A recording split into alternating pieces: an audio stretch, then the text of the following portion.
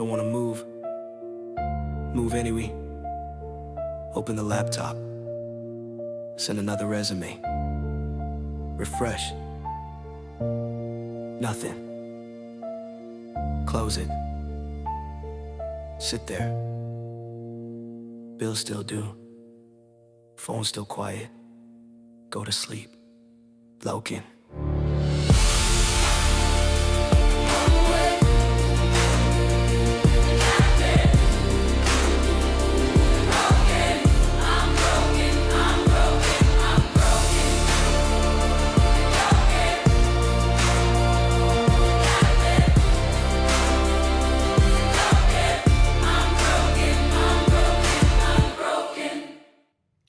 Warning, the following image and/or content may be disturbing, offensive to some viewers. Viewer discretion is strongly advised. Real quick community guidelines before we start the show. Now I want y'all to know that this is a space for respectable, thought-provoking conversations.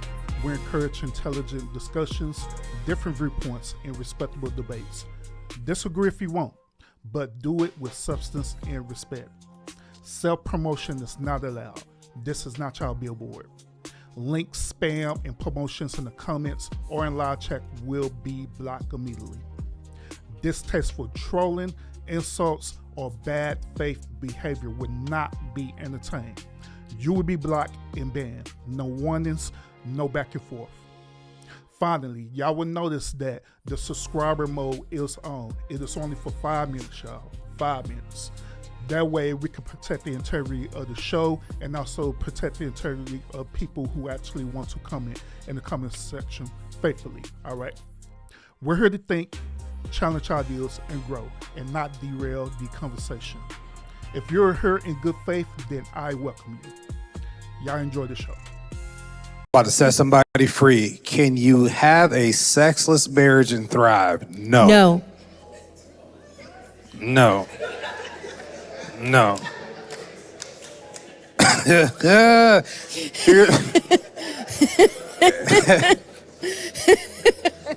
Here's why.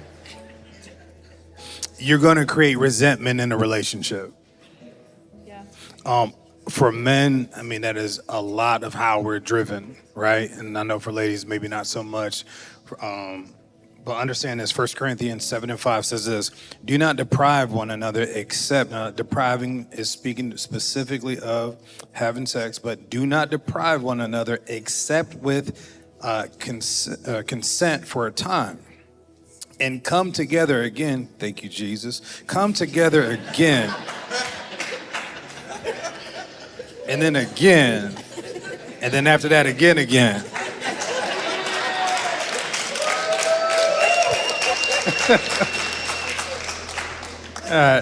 Says, come together again, catch this, so that Satan does not tempt you because of your lack of self-control. Man, we've counseled in our years of ministry, people have said, we ain't had sex in 2-3 years. And understand this, you are setting yourself up for infidelity. You're setting yourself up for infidelity. Why? Because scripture says that Satan is waiting for that kind of stuff to happen. He's waiting because he sees a weakness and a kink in the armor. He sees an open door. And so, man, I would say you can't thrive and have a sexless marriage, but you also have to figure out why is that the case. Lionel, you asshole.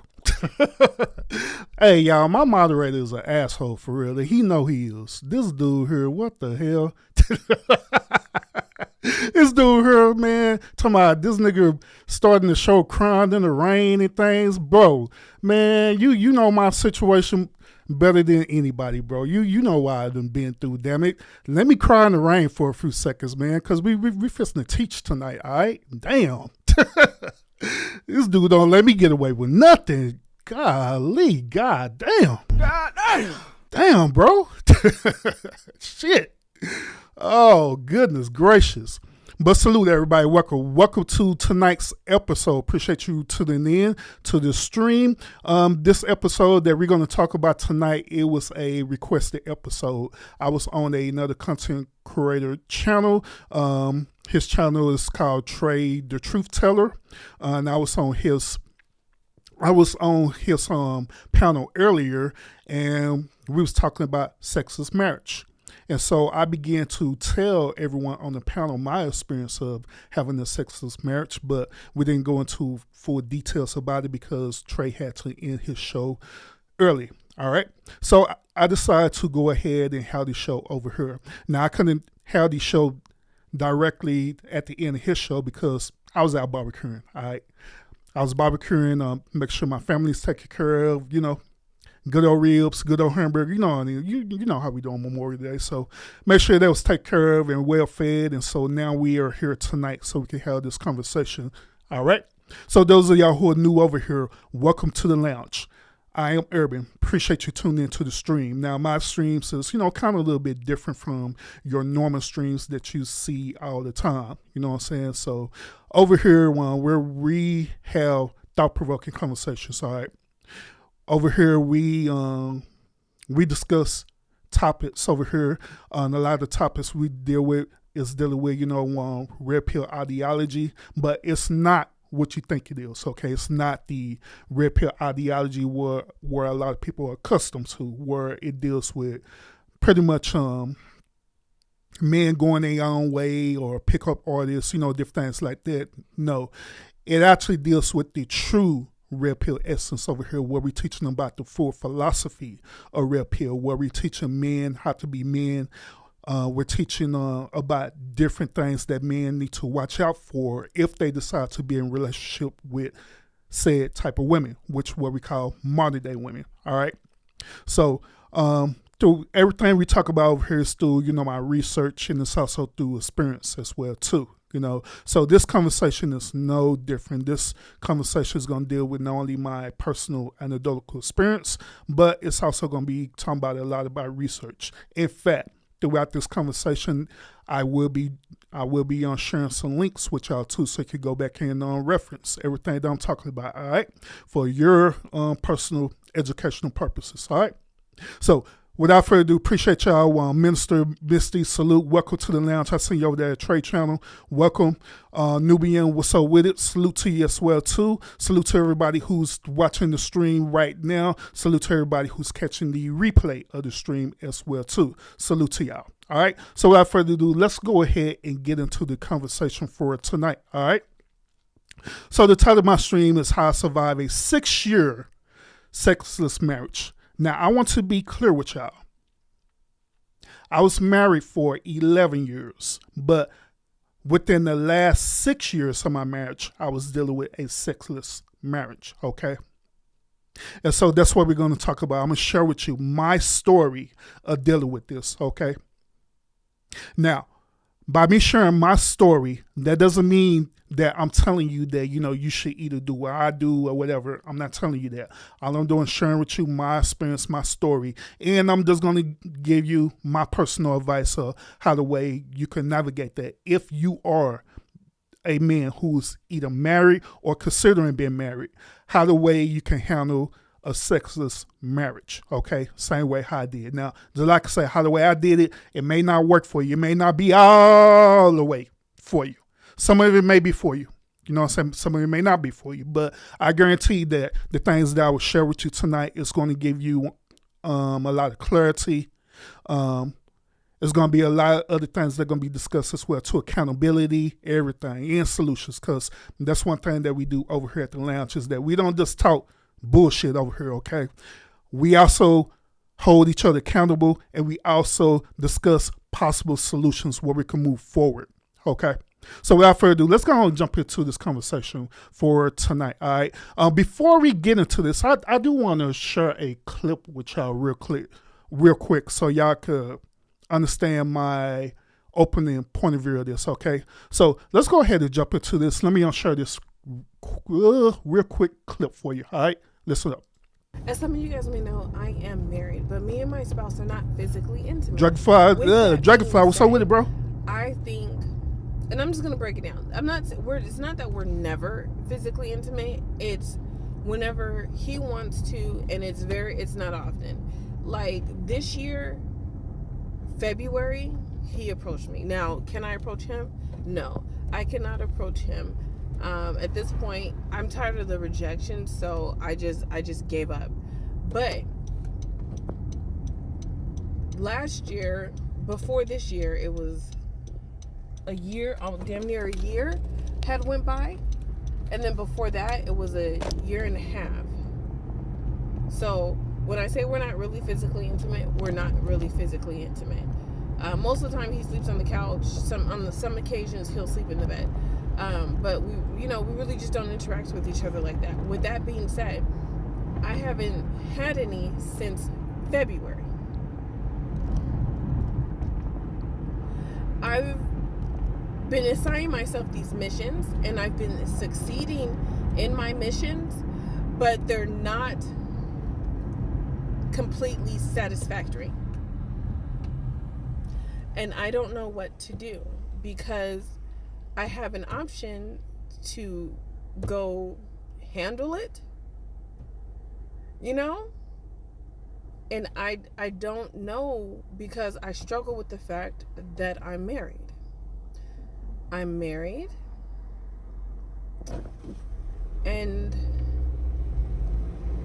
I don't know, and yet I don't know how to bring up the conversation, because it typically has not gone so well in the past, and that was more so because there was a lot of emotion still attached to it, because it was like I was asking to open the marriage, and I was asking for me to be able to step out because he was not wanting to be intimate with me, but opening it would mean he can get his, and I feel like it's not fair that he could get his if the only reason I'm not getting mine is because he's not giving it to me. If that makes sense, I know that might sound crazy, but that's kind of just this is just kind of how it is.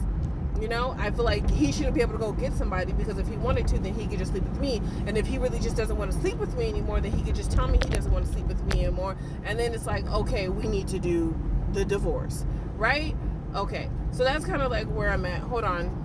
Okay, so with all that being said, I don't know if I go and get it, is that me cheating? Because technically, yes, I am married. But at the same time, since we don't do that for one another, is it like, don't speak about it type shit? So let's talk about it. For 11 years, I lived inside a marriage that slowly changed over time, okay? And during the last 6 years of that marriage, the intimacy completely disappeared, while the emotional distance kept growing behind closed doors, okay? It was no intimacy, it was no emotional consistency, it was no peace at all, period. And what's interesting about it, ladies and gentlemen, is that one thing I learned is this. I had learned that a sexless marriage is never just about sex, okay? When I'm reflecting about it, right, I learned that a sexless marriage is also about lack of confidence. It's about lack of emotional stability. It's about lack of mental health. It's a lack of masculine identity, a lack of self-worth, a lack of discipline, and sometimes even a relationship with God himself.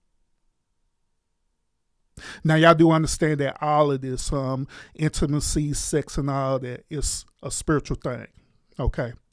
Not only it's a physical thing, but it's a spiritual thing as well, too. So on this episode tonight, it is going to be personal, because I'm going to once again share you my personal anecdotal experience with dealing with a sexless marriage, okay? Now, this whole entire thing is not dealing with theory, but this whole entire thing is ultimately dealing with survival. How the way I survived dealing with a sexless marriage for 6 years. Now, I'm going to talk to y'all about this. I'm going to talk about the origins of sexless marriage, okay? because I don't want to just share my story with you without giving you a how can I put this? Give you a lesson behind it. You know what I'm saying? I don't want to be this type of content creator where I'm just venting out to you. You know what I mean? And just showing you my personal experience, and there ain't no solutions, no nothing whatsoever. Okay.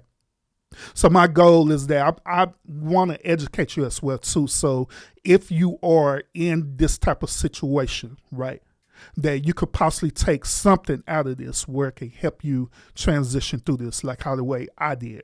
Okay. Now, also, I'm going to talk about the manipulation through the intimacy part too. All right.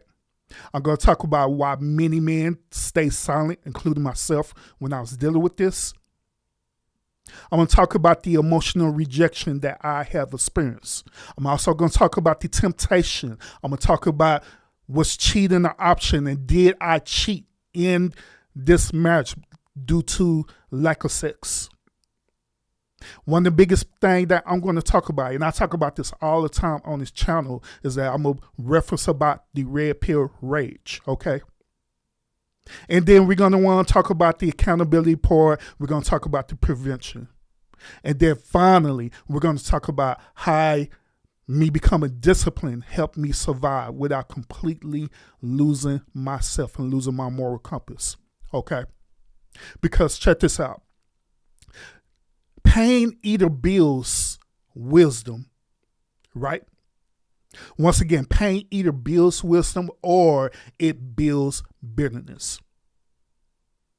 But at the end of the day, it's your choice how the way you want it to be. Either you're going to want to be like a coal that be forged and turned into a diamond out of this, or you're going to become bitter and stay as a coal. Choice is yours.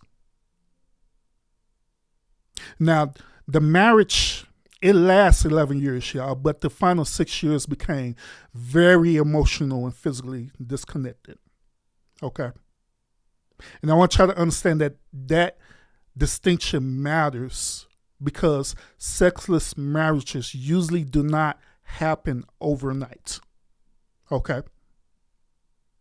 They often happen through, such as unresolved resentment, emotional withdrawal, stress, complacency, poor communication, and thus suffering in silence. Suffering in silence. And that's what I was doing, my friends. Suffering in silence. I think it's unfair for me, first of all, to explain to you about this whole meaning of the word sexless marriages so we could understand this clearly, okay? Now, let me define this for y'all. A sexless marriage is commonly defined by researchers and relationship experts as a marriage where intimacy occurs fewer than 10 times per year. Once again, it is intimacy that occurs fewer than 10 times per year. But to be honest to y'all, this issue goes deeper than the numbers, all right? Because two people can technically have occasional sex, okay? Now, when I mean by the occasional sex, I'm talking about out of the blue. That's because you feel horny or whatever, and it just happens that way. But even when it happens that way, all you're doing is satisfying your physical urges, but it's not actual intimacy that's tied in towards it. Okay? Now, once again, you can have occasional sex. It could be emotionally be disconnected. It could be emotionally unavailable, and it could be broken as well too. So when I talk about this, right, when I talk about sexless marriage, I'm talking about the emotional starvation, the lack of desire, the loss of connection, the absence of intimacy, emotional neglect, you know what I mean? And the slow death of emotional closeness inside the relationship itself. Now, most sexless marriages do not begin in the bedroom.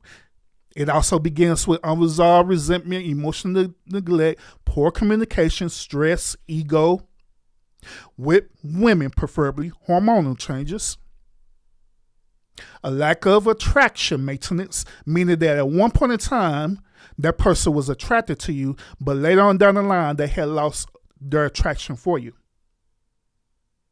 Emotional immaturity, trauma avoidance, and unresolved conflict, which this is a big one because this is what I was dealing with. Unresolved conflict that slowly poisons intimacy over time. Because many couples spend preparing for weddings, but they never prepare for the maintenance of marriage itself. Or I put it to y'all this way. They don't prepare for the responsibility of marriage itself. The only time when a couple actually prepare for marriage is when they doing what? Marriage counseling. When they're doing marriage counseling or premarital counseling. They do it when they are doing premarital counseling, right? Then the next time they start preparing for marriage is when they have a conflict in their marriage, correct? Then that's when they go into actual marriage counseling. So them the only two times that it happened. So within that whole entire time frame, both the husband and the wife is pretty much winging it. They're just letting everything go. They just kind of just learning each other as it goes. Okay. But the sad part about it, y'all, is that nobody teach us how to preserve the attraction until when it gets bad. Nobody teach us how to communicate emotional needs. Nobody teach us how to maintain intimacy during stressful seasons in marriage, because yes, there are going to be times where your marriage is going to be stressful as hell. There's going to be times where your marriage is going to be chaotic as hell. But I want to let y'all know that this is healthy as long as it's not toxic, okay? You're going to have disagreements. You're going to have times where you just don't want to be around each other, and that is okay. It's okay. Because at the end of the day, you're human. But it happens. It's going to be times where you avoid becoming emotionally disconnected. And you end up functioning as roommates instead of a husband and a wife. And another part about that is that you don't get taught that at all. You don't get taught how to handle that situation where you be so emotionally disconnected where y'all end up just becoming roommates instead of actual husband and a wife. I have experienced this, and I have talked to other men who experienced this too, where they literally be living in the same household but in two separate rooms. She'll be in one room, he'll be in another room. Then every so often they develop what is known as a situationship, where they come together and he get his rocks off, she get her, moment of pleasure, and that be it. But it don't be intimacy. Then guess what? I talked about this before on this channel. Guess what that becomes? It becomes a transactional relationship. Now, the truth is this. Sexless marriages are far more common than people think. A matter of fact, I did research on this. Research consistently estimate that around roughly about 10 to 20% of married couples experience what researchers define as sexless marriage. A matter of fact, I'm going to drop this link for y'all so y'all can check this out on your leisure time, all right? Because once again, I don't want to be quoting stats with y'all without sharing it with y'all. So you could want to go check that out on your leisure time about this survey, okay?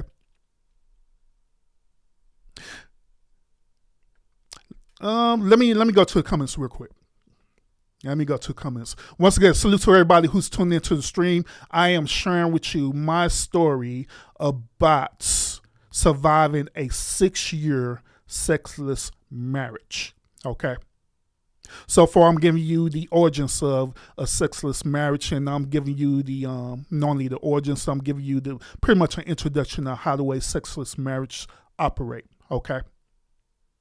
So real quick. We're gonna go into the comment section. Let's see. Lionel talking about just have him stressed out. Yeah. I thought it meant none at all. The breakdown explains it with complexities. Gotcha. Preserve the attraction. Mr. What's up with a salute?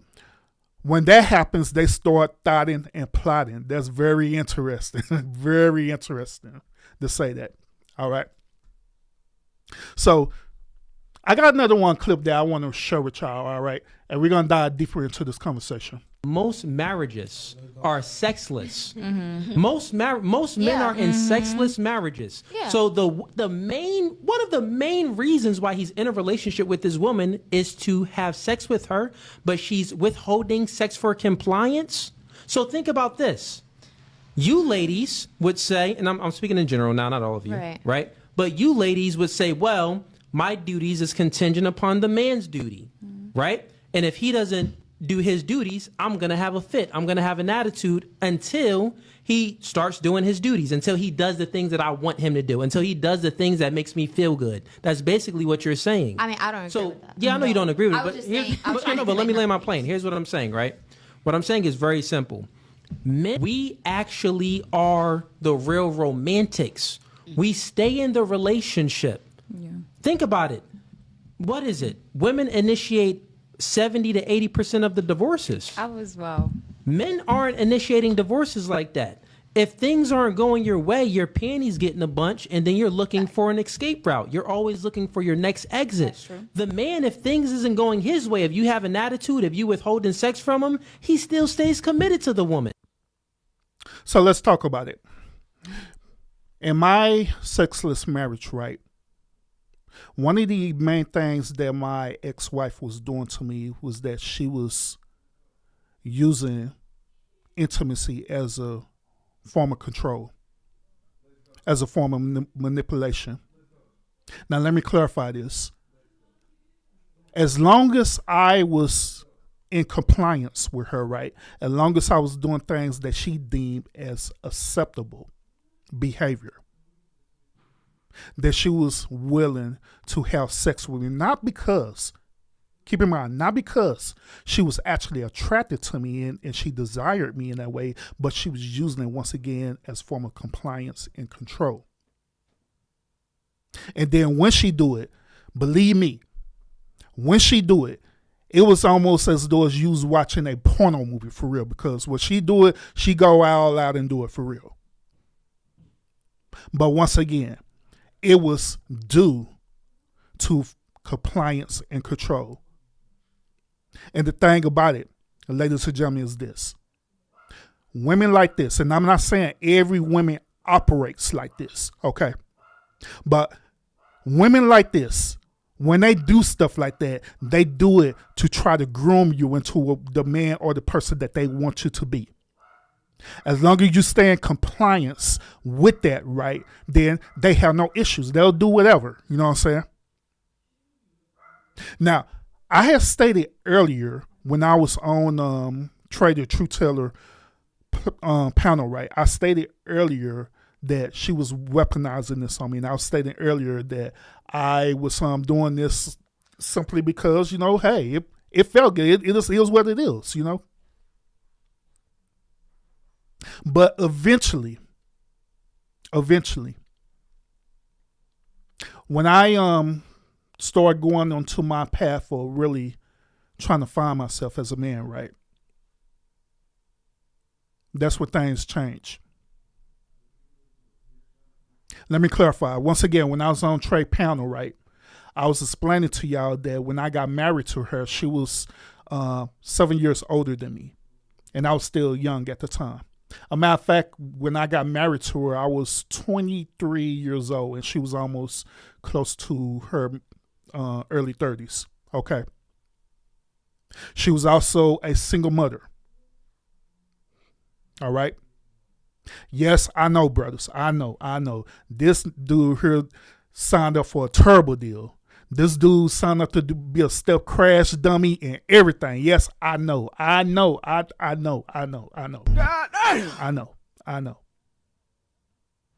But back then, I was thinking that I was doing everything right. Back then, I was thinking I was doing everything correctly. Back then, I was thinking that this was a part of me being a man. I believe someone asked me a question too. They asked me the question about my relationship with my father, that I have a father figure in my life to help navigate these things. Okay. The answer to the question is this. My father had passed away back in 1999. Matter of fact, he had passed away a couple of days before I had graduated high school. Now, throughout this time, my father really wasn't teaching me a whole lot about relationships or anything like that. My father's main goal was making sure that I graduated high school and do all the things that I need to do to pretty much survive as a man. So he was teaching me basic concepts. He was teaching me how to work tools. He was teaching me how to build things. He was teaching me how to put things together. He was teaching me how to do soft work on cars. He was teaching me how to drive. He was teaching me all these different things to survive as a man. But he never really sit down and really taught me the whole foundation truth about being a man, what it takes to be a man. He didn't set no goals for me or anything like that, let alone he didn't teach me about dealing with women. When he passed away, I had to learn all this on my own. I had to learn it through my peers. And through me learning, right, I didn't know nothing about vetting out women. I didn't know nothing about setting boundaries. All I knew of was go for what I desire and I want. And that's what I did. During that time when I was in college and stuff, that's all I was doing. Just going after what I wanted. Wasn't vetting or anything like that. While I was in college, I was working a part-time job too at a hotel. Worked a part-time job at the hotel, and that's where I had met my ex-wife at. Now, she started talking to me first because to be honest with you, I wasn't really attracted to her at all, period. Now, don't get me wrong, she's not a unattractive woman. She's a beautiful woman, but I just wasn't attracted to her at that time. But she was attracted to me. And so she the one who was pursuing me, even when I rejected her, even when I literally got her number and put her into the friend zone. Like, hey, you be in the friend zone. Yes, I put her in the friend zone and everything. And she hung on in the friend zone for a very long time. Until one day, she made her move. She made her move. The next thing you know, congratulations, we're in a whole ass relationship. Later on down the line, congratulations, I'm married to this woman. Now, through this brief story that I'm telling you about, I'm not going to sit up here and just only blame her, okay? Because at the end of the day, I the one who made the choice to be with her. I the one who decided to give her my number, even though I knew I wasn't interested in her. I the one who decided to put her in the friend zone instead of setting boundaries. I the one who let that happen. Okay? And so through this whole transaction, right, I started seeing signs about her. I started seeing signs. I started seeing signs that she was manipulative. I started seeing signs that she was controlling. I started seeing signs that even I spirituality wasn't in alignment with each other. But guess what I did? I ignored them. Because in my mindset, I believe that eventually things will be better, that we'll adapt to each other. Because in my mindset, I'm thinking that that's love. You know, that's what we're supposed to do. Because when you love each other, right, unconditionally, right, that we were aligned with each other. We will end up adapting towards each other. But that didn't happen. That didn't happen. That did not happen. Yes, absolutely. I ignored the red flags. Absolutely. That is true. That is true. Now, I believe that if I had that guidance, if I had that mentorship, especially dealing with relationships where I had men teaching me about the whole foundations of women and teaching me the whole foundations of me being a man and being about my purpose, I believe that I would have made better choices. But since I didn't have that, then that was the end result behind it, by me making these horrible decisions. So Chris Cooley, he was talking about this. He was basically talking about when intimacy becomes a tool for control, okay? Now, one of the hardest things for men to talk about publicly is when intimacy stops being a connection and it starts becoming about power, manipulation, compliance, and control. Okay? Now, once again, in my situation, that became part of my emotional reality that I experienced. Sex was not simply absent, it was often weaponized. Now, once again, like I stated to you earlier, the whole intimacy became tied into compliance, emotional submission. It also became a point where we would argue with each other, right? And I would just give in. I'll give in toward her demands or whatever it is. It also became part of suppressing grievances as well too. And then as a man, we got ladies who are watching tonight, right? One of the biggest things that men mention about is peace, okay? That is a huge thing for us, is peace. So I'm just going to put y'all on game with this, okay? When it comes to peace, right? Many men would choose peace at the expense of honesty. Now I'm going to say that again. Many men choose peace at the expense of honesty. Okay, well, so with a salute. And check this out. Any time I attempted to express my frustrations, my concerns, my emotional needs, or dissatisfaction, guess what happened? The conversation just go left real quick. And then what's interesting about this is that she will go back and use this narrative that many modern women would use. Okay. And when I say modern women, I'm talking about a certain archetype of women. I'm not talking about every woman, but I'm talking about a certain archetype of women, which I call modern women. Okay. They would do this. They'll say, well, it is my body, my choice. Since it's my body, I get to choose whether or not if I'm going to be intimate with you or not. This is the reason why men, especially men or who's in the red pill space, manosphere space, right? They say that women control the access of sex. We don't. And the reason why, and the reason for this, is because we cannot force ourselves upon a woman. We can't make a woman have sex with her. We can't make a woman be intimate with us.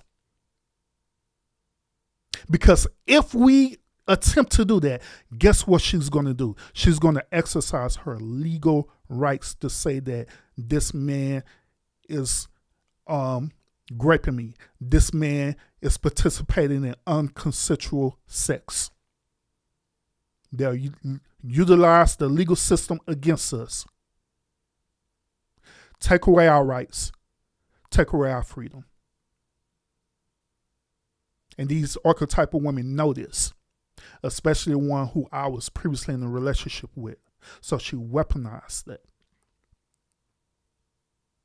Now, I want to be clear on this, because I mentioned about this my body, my choice thing, all right? Let me be clear about this, okay? Now, every person absolutely has autonomy over their own bodies, period. So at the end of the day, yes, my body, my choice, but it's not just limited towards women. I'm going to say that it's limited towards both men and women, because a man can also exercise his body, his choice as well too. And I'm also going to say this, and some of y'all may going to disagree with me on this, especially due to your spiritual beliefs, but I'm just going to throw it out here, all right?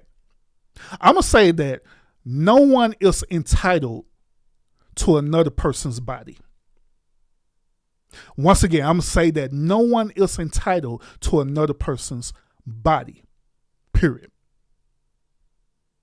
But sometimes when we have this conversation, right, it becomes complicated because body autonomy becomes weaponized as a shield against accountability. Okay. It becomes a shield against accountability, communication, emotional responsibility, or honest discussions inside a marriage. Because I do believe this, y'all. I do believe that marriage is supposed to involve mutual care, mutual effort, mutual emotional consideration, and mutual intimacy maintenance. Okay? And the sad part about it is that many men silently experience a dynamic where this emotion connection is withheld by women, affection is withheld by women, intimacy is withheld by women. And while they still have the expectation for us to perform to them. Am I lying about that? They still have the expectation for us to perform with them, performing our duties to provide, to protect, to sacrifice, to be a financial asset. All in all, we have to suppress our frustrations.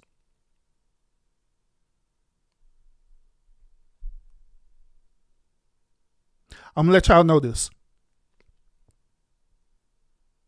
I'm going to let y'all know that imbalance creates resentment. It do, ladies and gentlemen. Shout out to everybody who's in the building right now. Appreciate you tuning in. Tonight, we are sharing my experience of me being in a 6-year sexless marriage, okay, and how I survived a 6-year sexless marriage by popular demand, okay. Appreciate y'all tuning in. Make sure you hit the thumbs up to support the channel. That lets YouTube know that you want more of this thought-provoking conversation, all right? Shout out to the super chat, by the way, too. I got a super chat from Mr. 718 says this. He just throws it out there. $20. Keep cooking. Yeah, I added my own to that. Appreciate you. Appreciate the super chat. Now, everybody else, I appreciate y'all tuning in as well too. Now, if you're not sub up to this channel and you want to participate in this chat, you need to sub up to this channel, okay? Once you sub up, you got to wait at least 5 minutes, okay? Then after you wait your 5 minutes, then you can participate in this chat, okay? We welcome open dialogue over here, as long as you're not going against YouTube community guidelines and standards, okay? So you can say whatever you want to say over here. I promise you I'm not going to get upset or get offended because I done heard it all. By me being a content creator, I done heard it all. People done talked about me every little possible way. So it don't matter to me. You know, I done grew thick skin. So it is what it is. All right. So appreciate y'all tuning in. Let me get to some more of these comments as well too. I seen this one in particular. Six the Great said this: the Bible says in a marriage, each partner body belongs to the other and not themselves. Now the thing about this is this. I believe that in certain aspects of a relationship, you need to have personal freedom, okay? What I mean by that?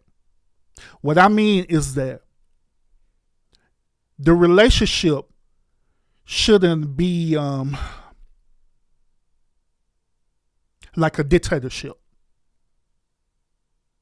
It shouldn't be like you're a slave and the person's your slave master.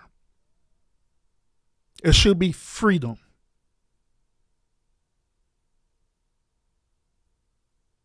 Once again, it should be freedom.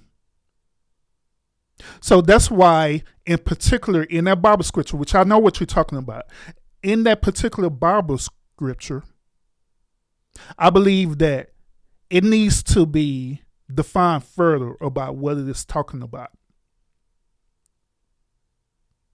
But matter of fact, since we own this, let me go ahead and just pretty much describe it to you, okay? In that particular Bible scripture, right, it is talking about the trustworthiness of each other, okay? Meaning that I trust her with my body and she trusts me with her body. And guess what? Once again, it's dealing with the freedom of it, meaning that we're willfully or surrendering each other bodies to each other. Okay? Versus it being a demand or a requirement that you got to do this. If you don't do this, then the end result is going to happen. Hence, what we're talking about right now, we're dealing with a sexless marriage, where I was telling y'all earlier about that. Where you make up all these requirements or boundaries and different things like that, and then if you don't fulfill these requirements or boundaries, guess what? Sex get cut off. And it shouldn't be that way at our period. It should be freedom, not resentment. It should be freedom and not entitlement, especially because the Bible said that. Because I done heard men say that as well too. I done heard men tell women that, where they weaponize the Bible so women could perform sexual desires to them. The body says, well, the Bible said this, so you got to be obedient to me, woman. No. Mm-mm. That's bullshit. Mm-mm. No, sir. No, sir. All right, so let's continue, y'all. Let's continue. By the way, let me share this research with y'all as well too. Y'all can want to check it out on your leisure time, all right? Because once again, whenever I give y'all certain stats and stuff, right, I want y'all to go back and check it out. You know what I'm saying? Because I don't want to be saying stuff without no type of data to back it up, okay? So y'all can check that out. I got it posted in the chat right now, all right? And everything I'm posting to y'all is peer review, okay? All right? I'm not just posting some Wikipedia stuff and different things like that. I'm posting straight peer review stuff, all right? So y'all could check that out on your leisure time, okay? And also what I normally do is that on my video descriptions, I have all my research in my video descriptions, okay? Where you can go back and you want to check that out on your personal time, all right? All right, so let's get into this research part about this, and we're going to dive deeper to this, all right? So let me share this. There's a difference between demanding ownership over someone's body and discussing emotional neglect inside a committed marriage, okay? Those are not the same thing, like I was explaining to you earlier. And many men quietly live through this exact emotional contradiction. Okay? Sad part about it is that this raises a serious question I want the audience to think about tonight. Okay? And this question is this: how many men are silently experiencing this right now? Once again, how many men are experiencing this right now, experiencing what we're talking about right now, the sexless marriage? How many men are stopped speaking? How many men have stopped expressing themselves? How many men are feeling less desired? How many men are feeling unemotionally safe? And then the crazy part about it is they're feeling this way while still required to expect to carry the weight of the relationship. And how many of those men are suffering quietly because they fear being mocked? They fear being dismissed, shamed, or even called weak for even talking about it. And yes, all these things have happened to me. Got another video, y'all. A lot of men go through this and don't even fucking know it. Physically attracted to each other. 100%. I am 100%. Like, I tell her every single day. Like, I'm just a bit behind and slower. Like, So you are physically attracted to Devrani? I think he's an attractive man, yes. No. Oh. Don't think Julia Ruth is answering the question. She's not. Are you physically attracted to your husband? Yes, I mean, you are attractive, yes. I'm physically attractive. Are you physically attracted to your husband? I'm getting there. I'm on the path. So are you saying at this stage you're not physically attracted to your husband? Okay, I do applaud her for trying to be nice and respectful and not hurt her husband's feelings on live TV. Just imagine you being so in love with your wife, doing everything for her, having sex with her and thinking, yeah, she feels the same. Energy's being reciprocated. And the answer is the fuck no, she don't. She's trying to find ways to leave that relationship, and you're trying to find ways to make her even happier, but you can't because she doesn't feel the same. Yes, I know an argument might be, but men can do the same thing too. I get it. Yeah, they can. But what man is turning down sex from his wife unless he's tired or has erectile dysfunction? Most of the time, he tearing that ass up. But when a woman is unattracted to her husband, that's gonna show. But y'all wonder why I say this. And you wanna get married.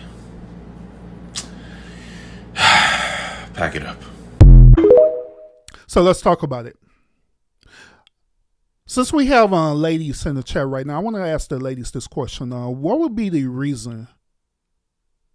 What would be the reason for you to be in a relationship with a man that you're not attracted to?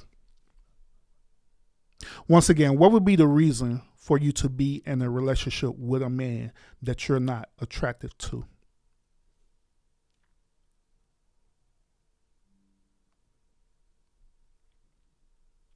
And I'm pausing for a reason.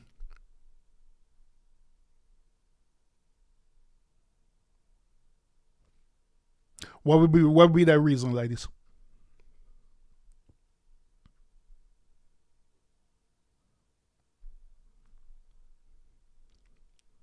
Now I can share with you my theories behind this, okay? I can want to share with you that I believe that some women get into these relationships out of need.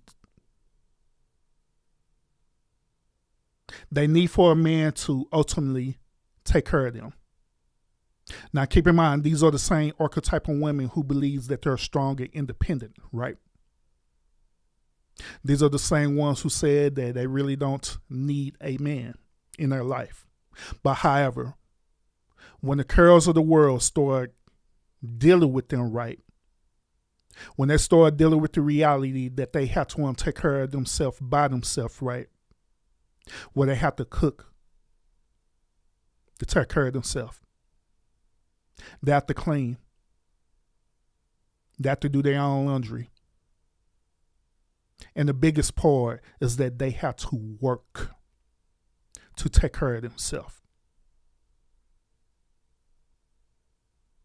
Now, if this woman is on a certain type of social bracket, right, financially, that she's going to struggle. And the reason why they struggle is because ideally, many modern women, they live a false sense of reality, meaning that they want a certain type of lifestyle. And this is what they typically do. They want this certain type of lifestyle, so they start living this false fantasy of this lifestyle. Give you an example. A woman who makes roughly about $40,000 a year, right? She want to live a lifestyle where she's living like she's a millionaire. She want to drive around the latest model of a Mercedes-Benz, and roughly don't cost average about $80,000 to $100,000 depending on the model and make that you get in year. She don't want to live in just a regular apartment. She wants to live in a luxury apartment. And a one bedroom these days, depending on where you living at, right? A one bedroom will roughly run you about $2,000 a month, and that's the low end. Now, not to mention about insurance, right? You got to insure your car, right? For a single person with insurance, it roughly around about $300, unless you pay the full premium up early. You got to get gas. You got to have vehicle maintenance. Some women would do this. Some women, they say, forget the luxury apartment. I just want to get a house. So they'll get a house. But instead of them getting a house within their bracket range, right, they want to get a house that's about $100,000. Well, actually more than $100,000. They'll get a house up to about $1 million, knowing good and down well they is on a $40,000 annually salary. They want to go out and take these trips as well too. Instead of them travel domestically, right? They want to take these trips internationally all the time. And on the average, just for one person, a single person, to go out and take a trip internationally, right? The median range ranges close to about $5,000 to take this trip comfortably. Hell, through gas prices now with the planes are probably more than that now. So they want to do all these different things, and in reality, when they figure out that they can't do it, or when they do it, it put them in a financial strain or a financial burden, guess what? That's when they start saying that they want a man. They need what they call a partner. They need a partner so they could live the lifestyle that they want to live. And guess what these archetypal women do? They use predatory behavior to find a certain archetype of men who will comply with their supply and demand. Am I lying? So they'll find an archetype of man. They will even invest into a potential, meaning that if they see a man who's potentially can be there, then they'll invest into that man as well too. This what happened to me. Because when I was, like I told y'all earlier, when I was out of high school and I was in college and stuff, right, I was doing all these things. I was going to college. I was doing all these different things and stuff, right? So she seen the potential in me. And she figured that she can invest into that. Now, keep in mind, just like I stated earlier, she the one who was seeking after me, not me seeking after her. And it became a predatory behavior. And a lot of modern women have this same mentality where they seek after these certain archetype of men.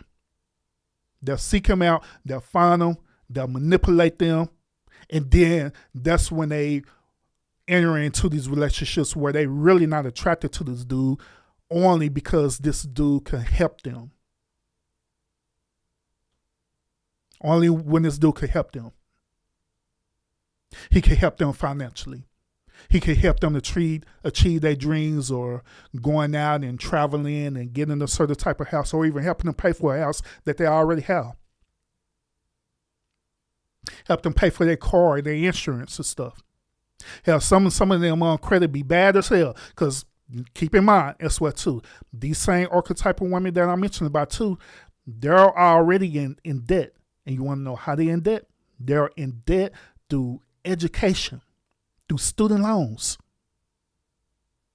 A lot of them didn't have the whole ideology of paying off their student loans as they was in college. So they got all this debt accumulated and stuff on top of the survival debt that I mentioned about earlier. Credit is not good. And so, yeah, they needed men just so they could live the certain lifestyle that they wanted to live. Now, let's get to this other clip, and we're going to dive deeper into this, y'all. A good man is faithful to his wife, he provides for his family, and he also takes care of his responsibilities at home. He does everything right, and yet his wife rejects him when he asks for sex. So he's confused and starving for the only way that he knows how to emotionally connect with his wife, which is through sex. And so people, when he complains to people about sex, they just trivialize it to it's just sex. But one thing that they forget is that this man is grieving connection with his wife.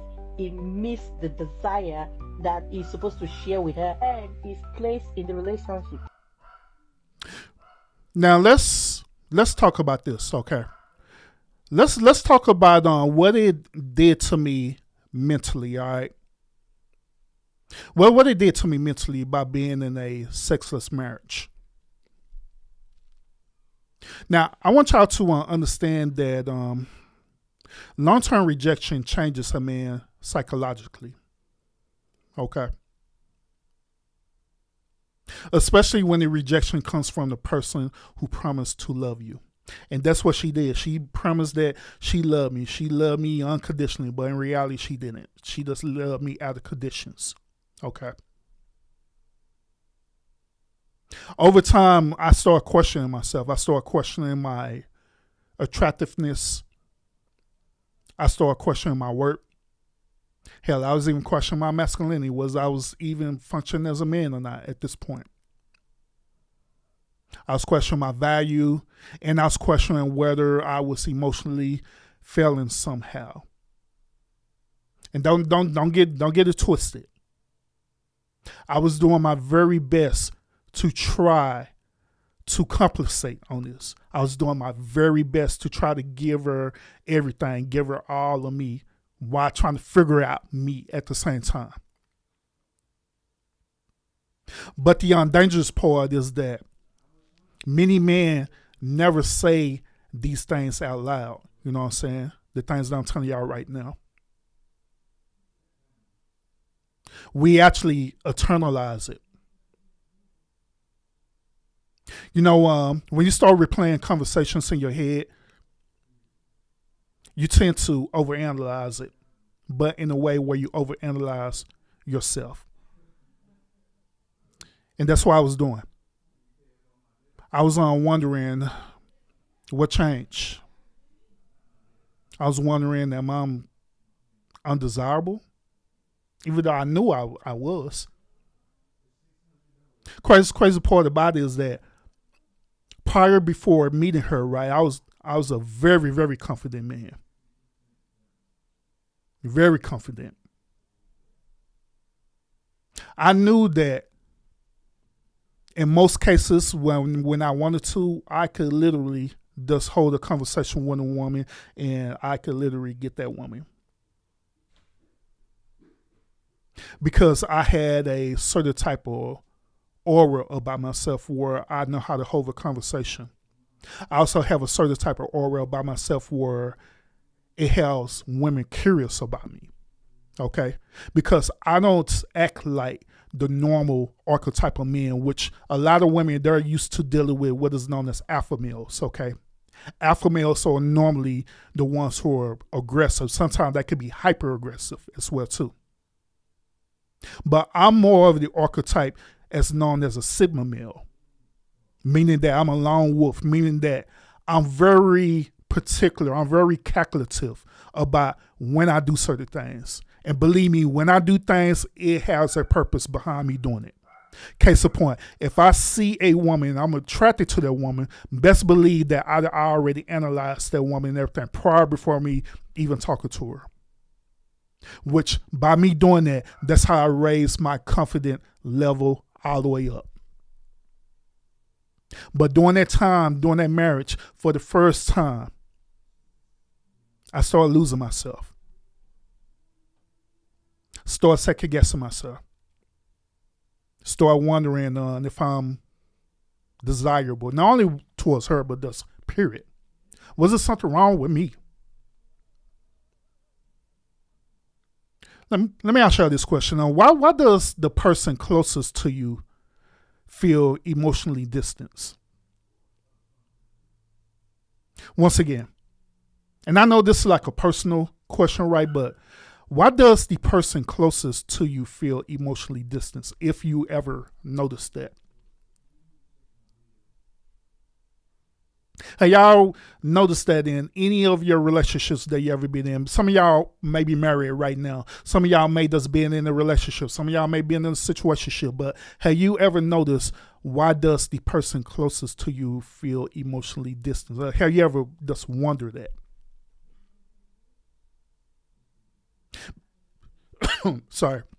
Because people underestimate how emotionally damaging consistent rejection becomes over time. Okay. Because it can become very damaging psychologically.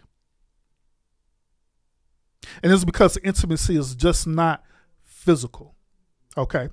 Now, I know many men, when they hear this, right, they always think about the physical first. But I'm going to be honest with y'all. It's not just physical for men. Now, physical is the initial attraction. But deep down inside, we not only looking for the physical, we're looking for the connection. We really do be looking for the acceptance, the reassurance, the affection. We be looking for the desire. We do be looking for the emotional safety. And you want to know how I know preferably about this emotional safety part, right? Ladies, have you ever wondered why after when men have sex with you, right, or make love to you, have you ever wondered why men do what is known as pillow talk to you? Have you ever wondered why men do that? Why men just all of a sudden just open up to you like that? The reason why they do that, and this is across the board, the reason why men do that is because of the emotional safety. What do I mean by that? At that particular moment, at that particular time, after he has given his body to you willfully, right, he feels that he can trust you. He feels that he could trust you with anything. So that's when he started pillow talking. He started just confessing about any old crazy thing at that point. But that deals with the emotional safety. So yes, men, we do desire emotional safety as well too. And emotional reciprocation as well too. See, Mr. 718, You know what I'm talking about. But yeah, we that's the reason why we do what we do. Now, everything I'm talking about, let me share with you another research as well too. All right, so y'all can go and research this on your leisure time. All right, here we go. Here's another one. Now, everything I just discussing is part of my research. Okay, so you can want to check that out. Now, those of y'all who been following my channel, right, you are aware of that I have created a framework, okay? The framework is known as it's known as the ARDDL framework, okay? Once again, it's the ARDDL framework. And basically what it is, it's talking about the awakening, rage, discernment, discipline, and leadership. A matter of fact, I'm gonna share with you my framework wheel, all right, so you can understand where I'm coming from on this. All right, so this is my framework that I have designed. Okay,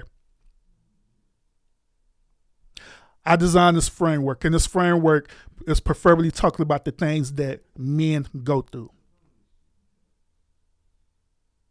Now, I have revealed to you on another episode when I was talking about men, how married men become blue pill, right? I revealed on the episode that on the first one of this framework, right, a lot of men will be in the awakening stage, okay? They'll start in the awakening stage, and then from the awakening stage, they go into number 2, which is the rage stage. And unfortunately, a lot of my brothers is still stuck in the rage phase right now. And I know because y'all be letting me know. Y'all be letting me know in my videos. Y'all be letting me know in my shorts that I post out to you. Hell, I'll be on some of the panels and I'll be listening on the panels and stuff. And y'all be letting me know on the panels that y'all are stuck in the rage phase right now. You ever moved past that yet? Okay. But it's my goal is to get you past the rage phase and get you to number 3, the discernment, then number 4, the discipline, then finally number 5, the leadership. Okay.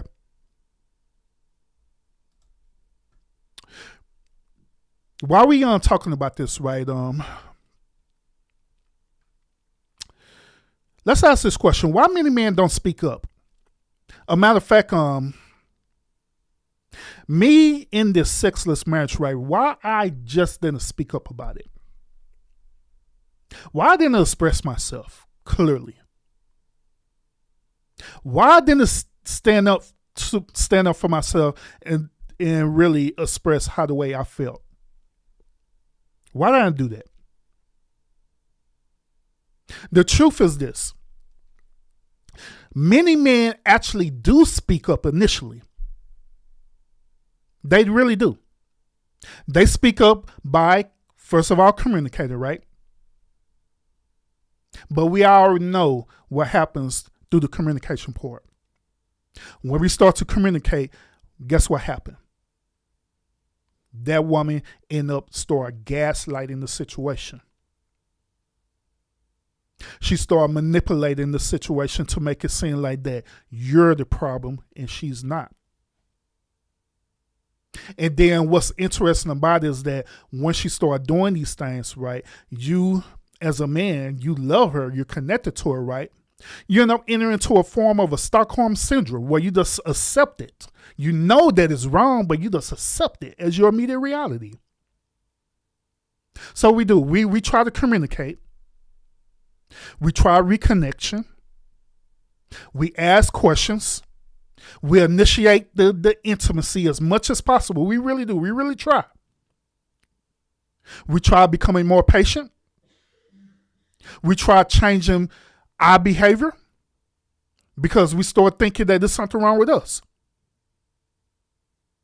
We even try counseling as well too. Marital counseling. We even try compromising as well too. But after the repeated rejections, the repeated dismissals, the repeated defensiveness, the avoidance, right? The emotional memorization. Many men just eventually start speaking. And that's what happened to me. I eventually just stopped speaking because I just got tired of it. And it's not because we don't care, but it's because we had entered into a place of hopelessness. And then when you enter into that place of hopelessness, right, it becomes less effort.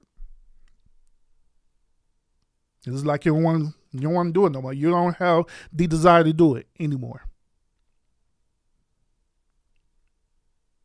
Interesting about it is that a lot of men are conditioned to believe their emotional needs are secondary. And I'm going to say that again because this is God honest truth. A lot of men are conditioned to believe that their emotional needs are secondary. Y'all want to know the reason why? Here's the reason why. The reason why is because society teaches men that we got to man up. Society also teaches men that we got to stop complaining. If you complain, then you're being a sissy. You're being gay. You're being sassy. Society teaches men that sex isn't everything.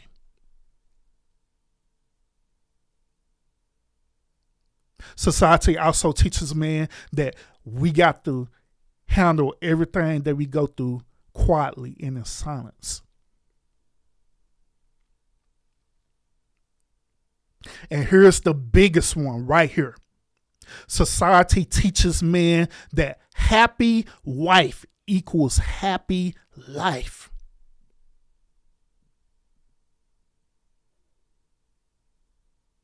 So guess what? Many men begin suppressing their emotional pain instead of expressing it. And the ladies who are watching this show right now, this is the reason why men do not open up to you. That's what y'all say, right? Why you don't open up to me? Why you don't express to me how you feel? This is the reason why.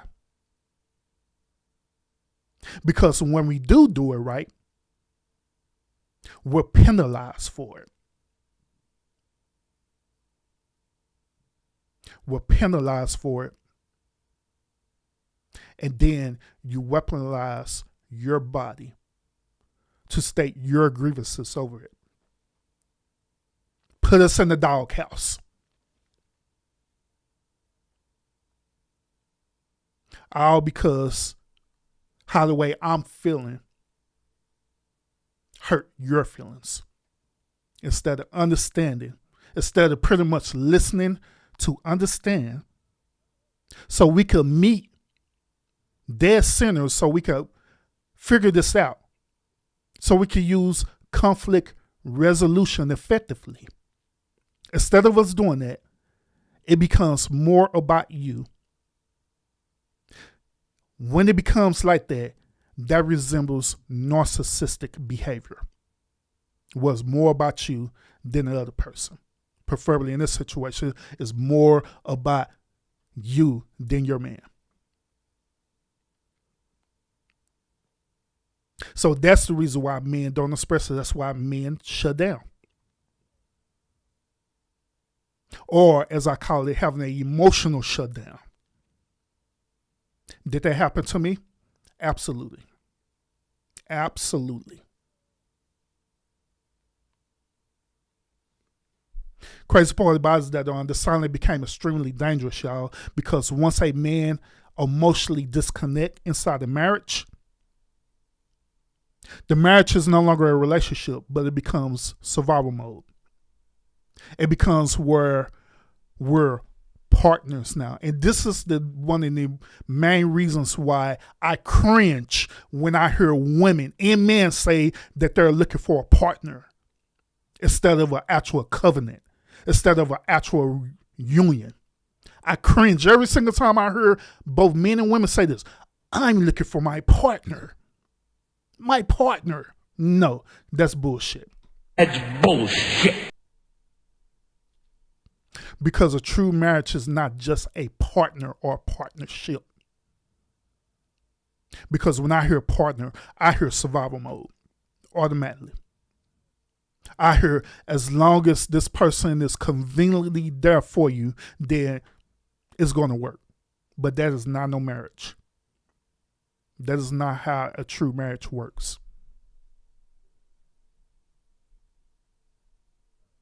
Let me go ahead and share with y'all other data for you, okay? And you're going to check this out, all right? Dropping it right now in the chat.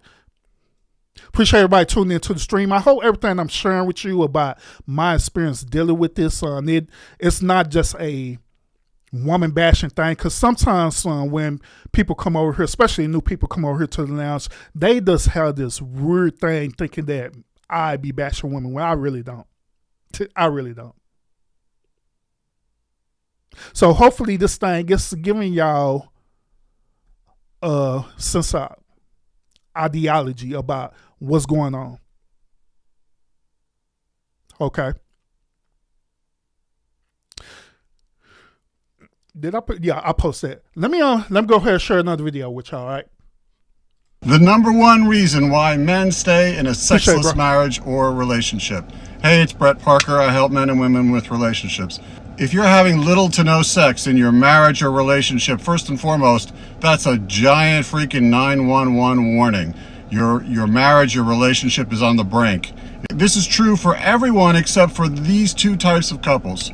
Number one, you're just not interested in sex, you have a low libido, and so does your husband or wife. Fine, this is not for you. Number two, you are a self-described and your partner is a self-described asexual. If you're asexual, you're not really interested in sex either, so this is not for you. But if you are interested in sex and intimacy and closeness with your partner and you're not having any or little sex, here's the thing.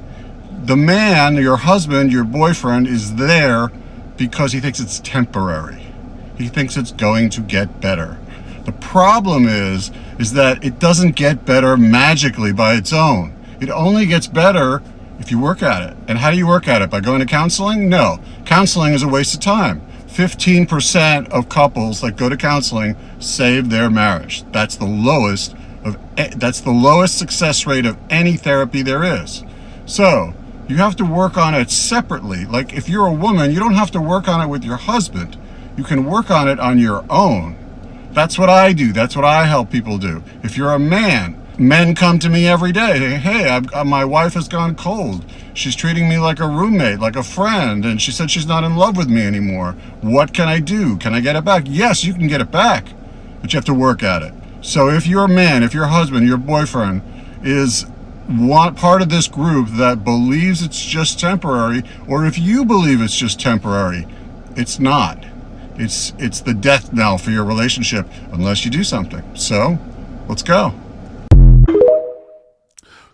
So one of the main takeaways that I want y'all to get, okay, is this. Should we do something about it? What is an option? What can we undo about this? What can we do about being in a sexless marriage? Okay. Before I get there, he mentioned something else that I want to bring to y'all attention. All right. He mentioned about counseling, okay, preferably marriage counseling. Now, I had shared this briefly on Trey, the Truth Teller channel, right? But I'm going to share this with y'all as well, too. My experience, once again, my experience of dealing with marriage counseling is this. Typically, marriage counseling favors the woman. It don't matter what the woman did unless she did something extreme. But typically, marriage counseling favors the woman. Now, my experience, I went to marriage counseling through the church that was attending. And so through the church that was attending, there was both the pastor and a wife, and they both was counseling us together. They listen to my grievance. They listen to her grievance. And guess what this man told me? This man had told me that regardless of what was going on, regardless of how I was expressing myself, how the way I was feeling, he told me that I needed to man up. I needed to man up. I needed to go and pray to God and give me wisdom. And then he told me that I need to listen to my ex-wife desires and fulfill them. And he said the reason why is because that is the duty of the man to fulfill them. And then he has shared with me 1 Corinthians chapter 13. He shared with me 1 Corinthians chapter 13. Those of y'all who are Christians, you probably are very familiar with that chapter, okay? But I'm going to sum it up to you. 1 Corinthians chapter 13 talks about love, okay? It talks about how love is patient, how love is kind, how love is long-suffering, and all these different things, you know what I'm saying? And one particular part that he kept re-emphasizing over and over again, he kept re-emphasizing this. He said, when I was a child, I spoke as a child, I understood as a child, and I did childish things. But when I became a man, I put away these childish things. So he was referencing that with my manhood, my masculinity. He was saying that all these things men are supposed to suffer in silence because that is the divine duty of the Most High God, because that's what he charged us to do. Kid y'all not. So regardless of how I felt about the situation, that was the end of. Regardless of what she was doing in the situation, that was the end of. That was the final say. And when I left there even more defeated. I believe, to be honest with y'all, ladies and gentlemen, I believe at that particular moment, before we start going through our divorce phase, right? I believe at that particular moment, that's when I first started experiencing my red pill rage. Now that I think about it. Because that was at that moment. I want y'all to understand this too, that also my position on this is that at that church that I was at, I was the associate pastor of this church. Okay, so you had the pastor that I was associate pastor of this church. And what she was doing, she was sitting up here. Y'all know how y'all do. Let me rephrase this. Y'all know how some women do, okay? Where they be so vindictive, where they literally will sabotage or slander who you are. And that's what she was doing. And it became so bad that we had to have marriage counsel over it. It wasn't something that, in that particular time, it wasn't something that I ideally wanted to do. But it had to be done because now it was affecting the ministry.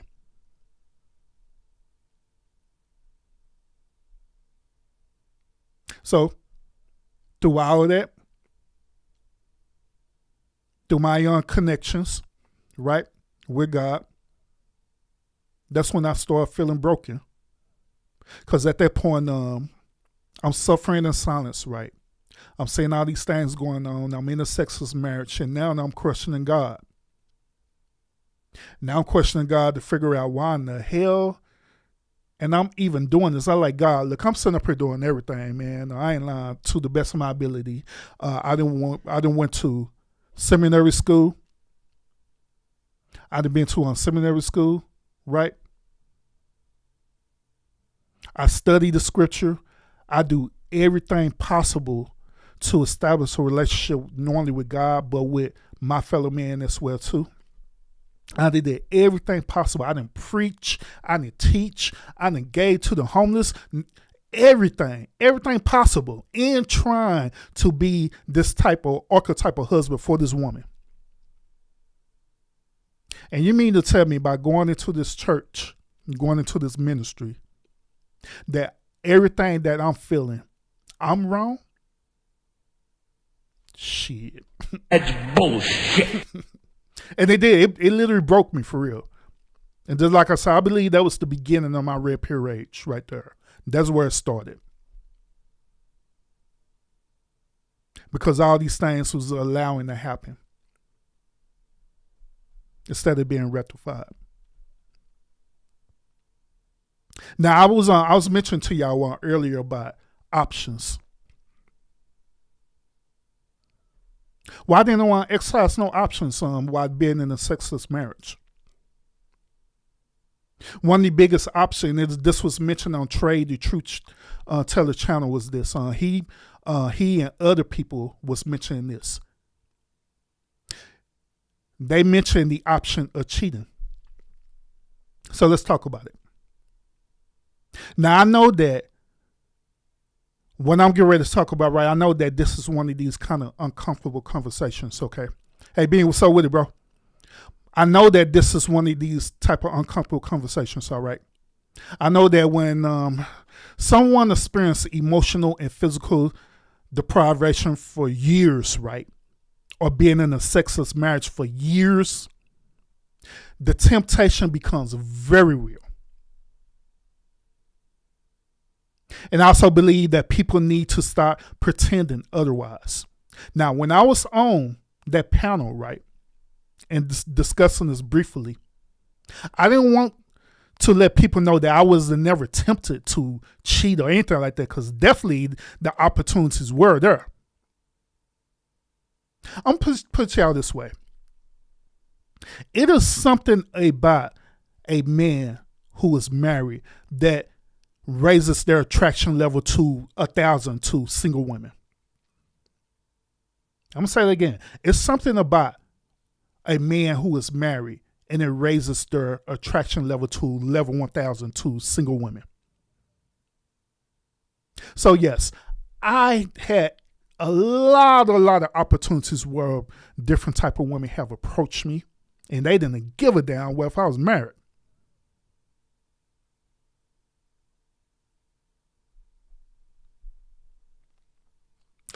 But guess what? See, I have a moral compass about myself, especially dealing with relationships, right? I have a moral compass too, where when I'm in a committed relationship, the only person I desire is only the person who I'm in a relationship with, and that's it. I don't desire nobody else, regardless of the temptations out there.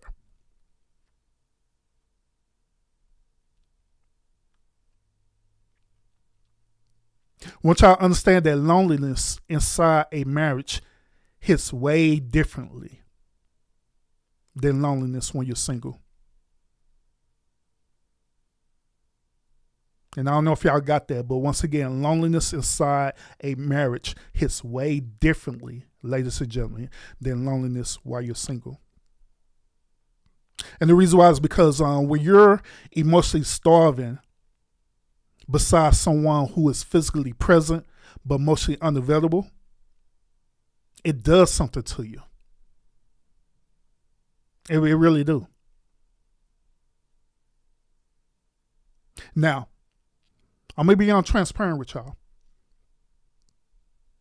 Did the thought came across my mind to want to cheat? Absolutely, it did. But that was only because of me being a man. Me being human. That was only because I was missing something, and I felt like if I wasn't getting it there, then I should get it somewhere else. That was my thought process behind it. Plus with the temptation. But guess what? Within all of that, right, I still did not cheat, period. I didn't. And the reason why I didn't cheat is because, not because it was a lack of opportunity, not because I was weak, like some of y'all Negroes would say, but it's because of my moral compass. I had a certain type of boundary for myself that I set for myself, and it was something that I will not break, period.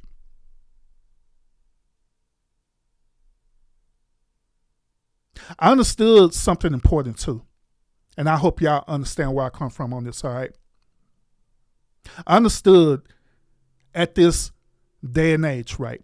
I understood, especially not in this day and age, but at this time, I understood that cheating might temporarily satisfy an emotional, right? But here's the but part. It will permanently damage the character, meaning that if I would have satisfied my desire to cheat, my character, who the way I am, will be permanently damaged without no repair. Now, I want y'all to understand this clearly. When you think about this, right? This life period. There's some things that y'all wasn't supposed to be doing and you chose to do it anyway, and then it kind of mess you up for doing it. Like, for example, some of y'all have a history of drug addiction. Drug addiction could include alcohol or marijuana, whatever the case may be, right? You have a family history, or we could call it a generation curse, a drug addiction. And you know it's present there, right?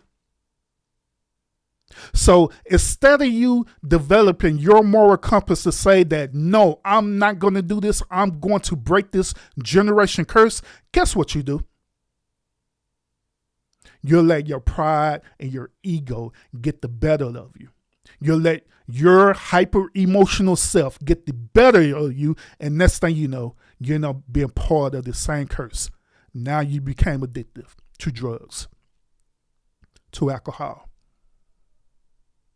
Hell, some of y'all become addicted to porn and different things like that too. Now, I know I threw that out there, but let me explain this. Now, I'm not saying that it's wrong for you to look at that. I'm saying that when it becomes a requirement for you to look at it where you can't have without it, then yeah, that's an addiction. Then it becomes a problem. And that's what happened. We will literally sacrifice our own character to satisfy our pride and ego. I'm going to take it even deeper than this. Me being a influencer and a content creator, right? I have the ability to not only have an audience, right? But I also have the ability to network with different creators and different influencers as well too. And I have seen this. I have seen even on social media itself, content creators themselves, where they literally sacrifice their character. They sacrifice their character. They sacrifice their initial moral compass because of situations that happen to them on social media, on YouTube. Sometimes they occur on panels where they literally sacrifice who they are instead of exercising stoicism, instead of exercising them being of good character and displaying that and won't compromise that no matter what happens. This is why end up getting exercise. If you go low, then I'm going to go lower. Am I lying about that?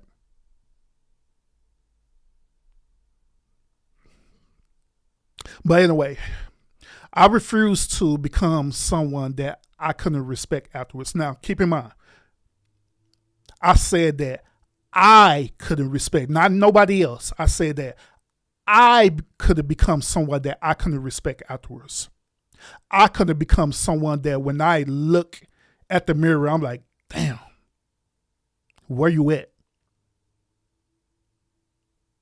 You're not the same person.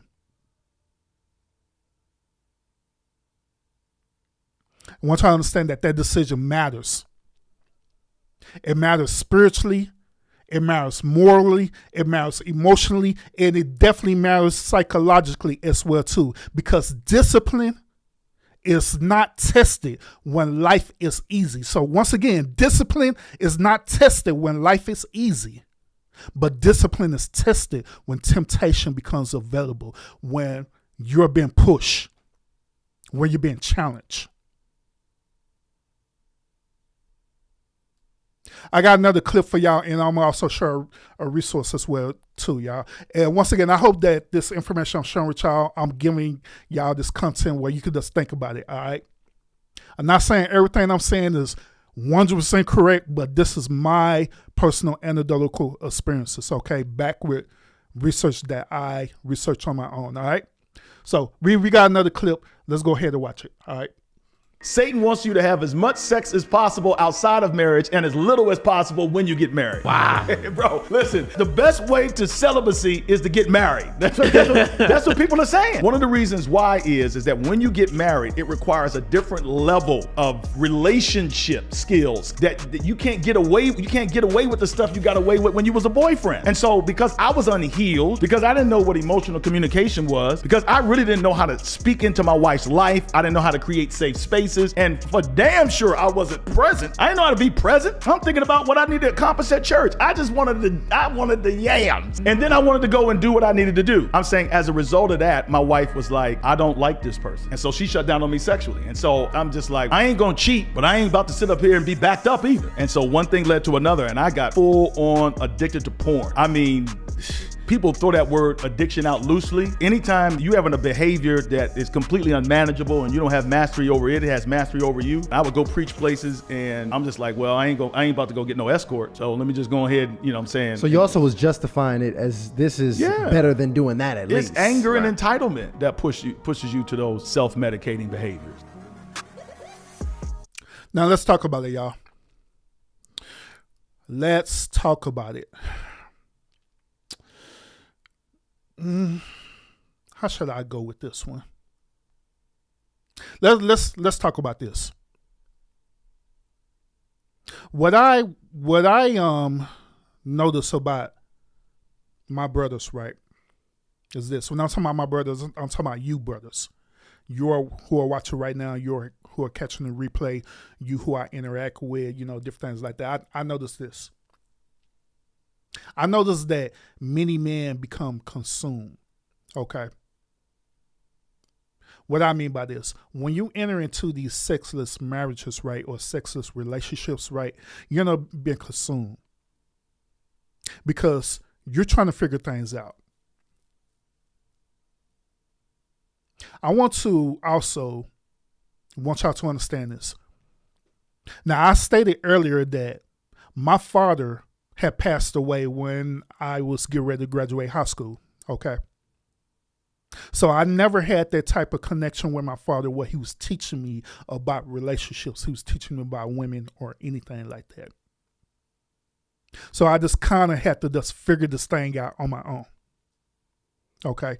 And I believe that a lot of my brothers who are listening right now, I believe that most of them have had the same experience as me, where you just kind of have to figure this thing out on your own. You have to wing it out. What's even worse is this, and I'm not saying this in a very negative way towards women in particular, okay? But it's even worse when a woman becomes a single mother raising a man child, meaning that you're a single mother and you're raising a boy to become a man. Ladies, let's be honest with ourselves. As a mother, you're just winging it as well too. You really don't understand the whole dynamics of a boy becoming a man. All you know of is the nurturing part, the things that you need to do to take care of your child as a mother, which is nothing wrong with that. You do what you have to do to take care of your responsibility, and there's nothing wrong with that. But when it comes to the point of really trying to figure out how to raise a boy and he becomes a man and all these different emotions that men go through, right, you really don't know. It's uncharted territory for you. So guess what you do? Some of y'all will do this. Some of y'all will rely on other relatives to fulfill that gap for you. Some of y'all will rely on other boyfriends that you feel that could fulfill that gap. Some of y'all, if you're a single mother, you end up eventually becoming married and you have a stepfather and you rely on the stepfather, stepdaddy to fulfill that void for you. But the bad part about this, ladies, is this. When we're consumed by the things that we done dealt with, right? We're literally carrying that load. We're carrying that baggage. We don't know how to get rid of it because we haven't taught how to get rid of it. We haven't taught how to cope with it. We haven't taught how to compartmentalize it. So we're carrying that into the relationship. We carry that into the relationship. And then guess what? That same relationship end up be a repeated cycle. That's one thing that I learned before I get to my main segment, because I'm just thinking about this now. That's one thing that I had to not only learn, but I had to master prior before me entering into my new marriage, is that I had to learn all these things that I'm telling you right now. I had to learn how to compartmentalize that. I had to learn to get rid of all that baggage so I won't be bringing that load, that baggage into my new marriage. Because guess what? The type of woman that I have vetted out and approved that we are compatible with each other, right? I did not want to bring all that negative connotation to her because it would not be right. It would not be fair to her. So I had to figure all that out. But the bad part about this is that a lot of my brothers have not figured that out yet. So they just carry it. We do this thing to where we'll bury it inside of us. We'll bury it inside of us, right? Then one day, when that one little thing happened, right, that's when it'll manifest itself all over again. And it manifests itself all over again because, once again, we bury it inside instead of dealing with it.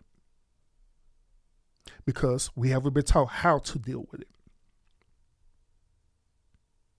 Now, I want y'all to understand that not dealing with it causes pain that slowly transforms into this rage or this red pill rage that I've been talking about on this channel. And what's interesting about it is that red pill rage, it would feel justified because when I was in my red pill rage moment, it felt very justified. It did. It felt very justified. It felt not only justified, I'm not going to lie to you, it felt satisfying to me. Because in my mind, I knew I stayed loyal. I knew I sacrificed as much as I could.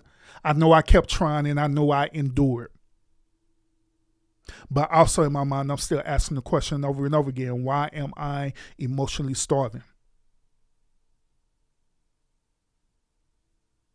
And then that anger, that rage, it become addictive.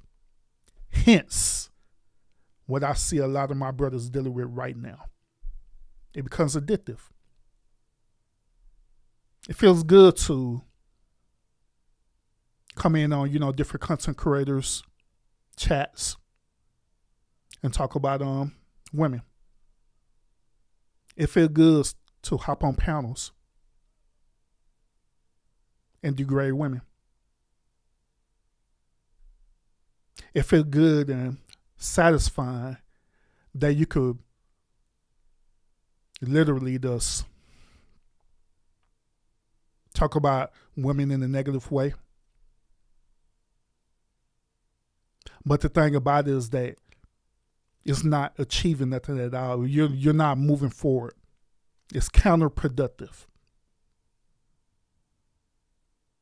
And the sad part about it is this, gentlemen, is that this is where many of my brothers permanently lose themselves.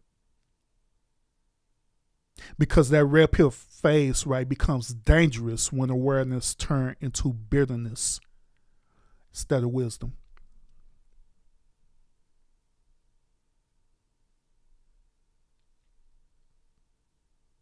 You know, when I want personally experiencing how this emotional pain can push men, right? It could push men towards hatred, cynicism. It could also push men towards emotional coldness. It could push men towards manipulation, revenge, and self-destruction. Start thinking about that. Start thinking about this rage phase where it becomes dangerous because unresolved pain is going to seek an outlet. Case in point, it's what we do on social media, what we do on YouTube, or wherever social media outlet that you want to use.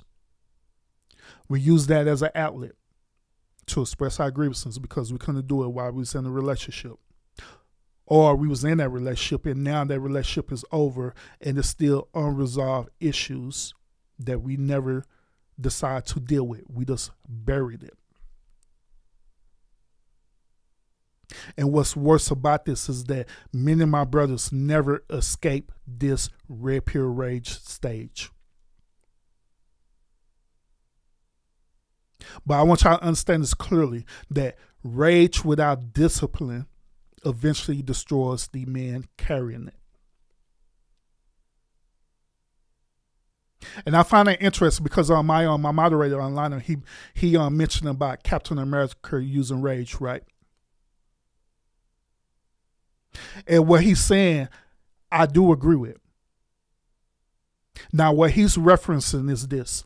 If you use rage, right, but it's discipline, right, where you're using it was a focal point where you're in control of it, then that is totally different because at that point, that rage is transitioning into what is known as wisdom. Okay? Once again, that rage is transitioning into wisdom. It's transitioning to discipline. So case in point, that character that he's mentioning about Captain America, yes, absolutely. Absolutely. But I had to unlearn this lesson on my own. I had to learn how to not only deal with my red pill rage, but I had to learn how to discipline myself where it turns into wisdom. And at some point, I did realize this too, y'all. I realized that by waiting for someone else to restore my peace was destroying me. Interesting, ain't it? Because I stated earlier that men are looking for peace, right? But however, I'll be honest with you, brothers. We be looking for peace in the wrong places. We be looking for peace within our women, but I believe that we should be finding peace within our women. I believe that true peace needs to be achieved within ourselves first. Once again, I believe that true peace needs to be achieved within ourselves first. Then from there, that's when you enter into the vetting phase where you start vetting out that woman to make sure that she's in alignment of that peace that you have achieved within yourself. If she's not in alignment with that, then you already know what you need to do.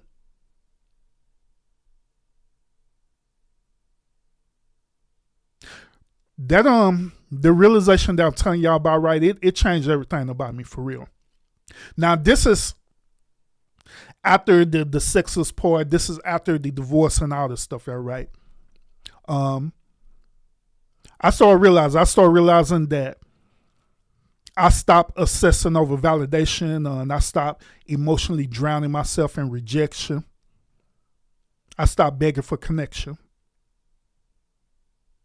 And I started redirecting this towards being disciplined. I started redirecting this towards purpose, towards health, towards having emotional control, me developing my leadership, me reflecting. and me rebuilding myself mentally. And this is what is known as being disciplined. And we can want to say this. We can say this as well too, that some of this stuff actually began to manifest and happen while I was in the final stages of my marriage. Where I had to do this, because if I didn't learn this right, if I didn't learn how to do this, then I ain't gonna lie to y'all. Well, I probably would have made some very bad decisions. Very, very bad decisions that's probably ended in violence. Ended in me crashing out. And the sad part about it is that a lot of my brothers have already made this decision and they crashed out and they end up doing some things that changed their life. Y'all done seen it here. Y'all done watch reports on YouTube. You know, watch on the news where a dude end up on the live and not himself, but the woman that he love or care about, his baby mama or his wife or whatever stuff, because he was in a sexless marriage. And he just said enough is enough. He ended up crashing out and unaliving everybody. But thing about it is that reality exists. Now, I'm not condoning the behavior. I'm not condoning the reality at all, period, because I don't agree with it. But however, I can understand how you could be pushed to that point. Because I want y'all to understand this from a different perspective, okay? I want y'all to understand that sometimes when a person can't find what they're looking for right, they're trying to find an outlet right. They believe that the only outlet is for them to end their life. They believe the only move they can make is to unalive themselves and the other people who's involved. Because this circles back around to this false sense of peace that men are trying to achieve. And so they exercise that.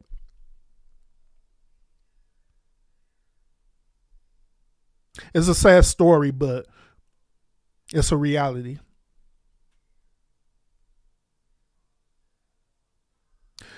Pain teaches wisdom. Men.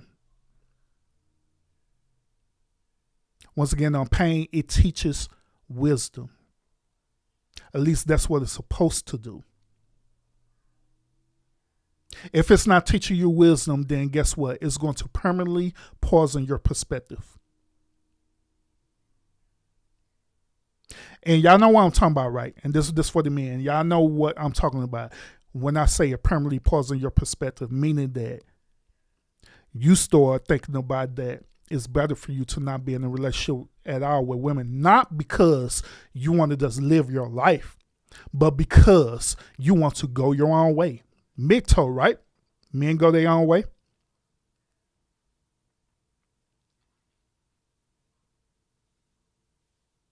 All because of the pain. All because of what you was going through. Instead of dealing with it. And what's interesting about it is that many men remain trapped because they choose permanent bitterness over discipline and rebuilding themselves. And that's what I had to do. I had to learn this. I had to master this.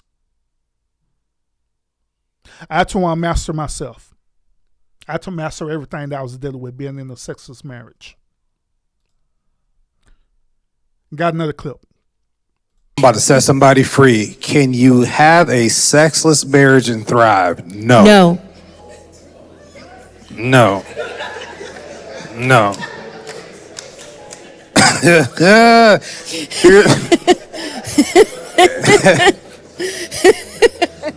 Here's why. You're going to create resentment in a relationship. Yeah. For men, I mean, that is a lot of how we're driven, right? And I know for ladies, maybe not so much.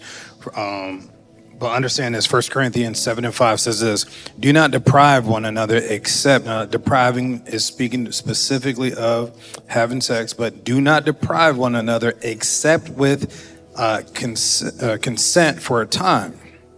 And come together again, thank you, Jesus, come together again.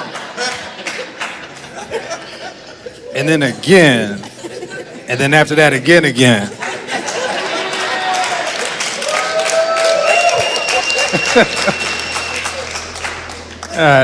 Says, come together again, catch this, so that Satan does not tempt you because of your lack of self-control. Man, we've counseled in our years of ministry, people have said, we ain't had sex in 2-3 years. And understand this, you are setting yourself up for infidelity. You're setting yourself up for infidelity. Why? Because scripture says that Satan is waiting for that kind of stuff to happen. He's waiting because he sees a weakness and a kink in the armor. He sees an open door. And so, man, I would say you can't thrive and have a sexless marriage, but you also have to figure out why is that the case. So let's talk about this. One part that I want to focus in on is this. He was mentioning about the infidelity part. All right. Now I didn't really touch on this yet because I wanted to save it for this moment. All right. So I want to share this with y'all. Okay. Now earlier I mentioned to y'all that there was an option for me to cheat in my previous marriage. I had plenty of options to do it, but I decided to not exercise that. And the reason why is because I seen the end results behind that. But my situation is probably going to be different from other people's situations, okay? What do I mean? There are some situations to where the vetting process wasn't stated clearly, okay? Or it wasn't exercised clearly. Meaning this, when you initially went through the vetting phase with each other, right? You ignored certain type of red flags. Like, say, for example, this man or this woman had exercised to you that they have a high libido, meaning that they have a very high hypersexual drive. And so they be wanting sex a lot. And so that's going to be part of your commitment to satisfy that drive. Now, sometimes these same type of people, they will enter into these type of relationships where it's either a poly relationship or they'll enter into relationships to where it's an open relationship. Okay? But once again, going through this vetting phase, right, it was expressed clearly that that was the expectation. Instead of being open and honest and truthful about this, they'll may mention about it, but they don't make it become part of a requirement of the relationship. So you can pick and choose if you're going to do that. So you end up entering into this relationship thinking that it's monogamous, but in reality, it's really not for that same person. So therefore, you're in this relationship. This person had this appetite, this hunger that need to be satisfied, and you just cannot satisfy it. This what leads to what you were saying earlier about the infidelity part. Now, I also want to make myself clear on this. Some of y'all are going to disagree with this because it totally goes against some of y'all worldview beliefs, especially if you believe in Christianity, your spiritual, wherever it is, right? But me personally, I believe that if you have vetted out that person, right, and they have openly stated that this is their reality, that they want to be in an open relationship, they want to have multiple partners and different things like that, right? How the way they say it. And then you enter into that. I believe that you have to be committed to that because that's what you sign up for. I believe that you can't just say one moment earlier that, yeah, I agree to it. Then the next moment, I don't feel comfortable with this anymore. No, because you agreed to it. You agreed to it. So wherever one commitment, or y'all could call it a covenant, whatever you want to call it. So whatever agreement, contract, or covenant that you agreed upon, right, and you expressed it clearly that this is the expectation, then you have an obligation to fulfill that. And then if you don't fulfill that type of requirement, then yes, you are obligated to terminate that relationship. Now, earlier when I was expressing to y'all about my situation is that we was already in agreements that the whole relationship is a monogamous relationship. We also made a covenant to God that we'll do all these different things regardless of what happened in the conditions of the relationship.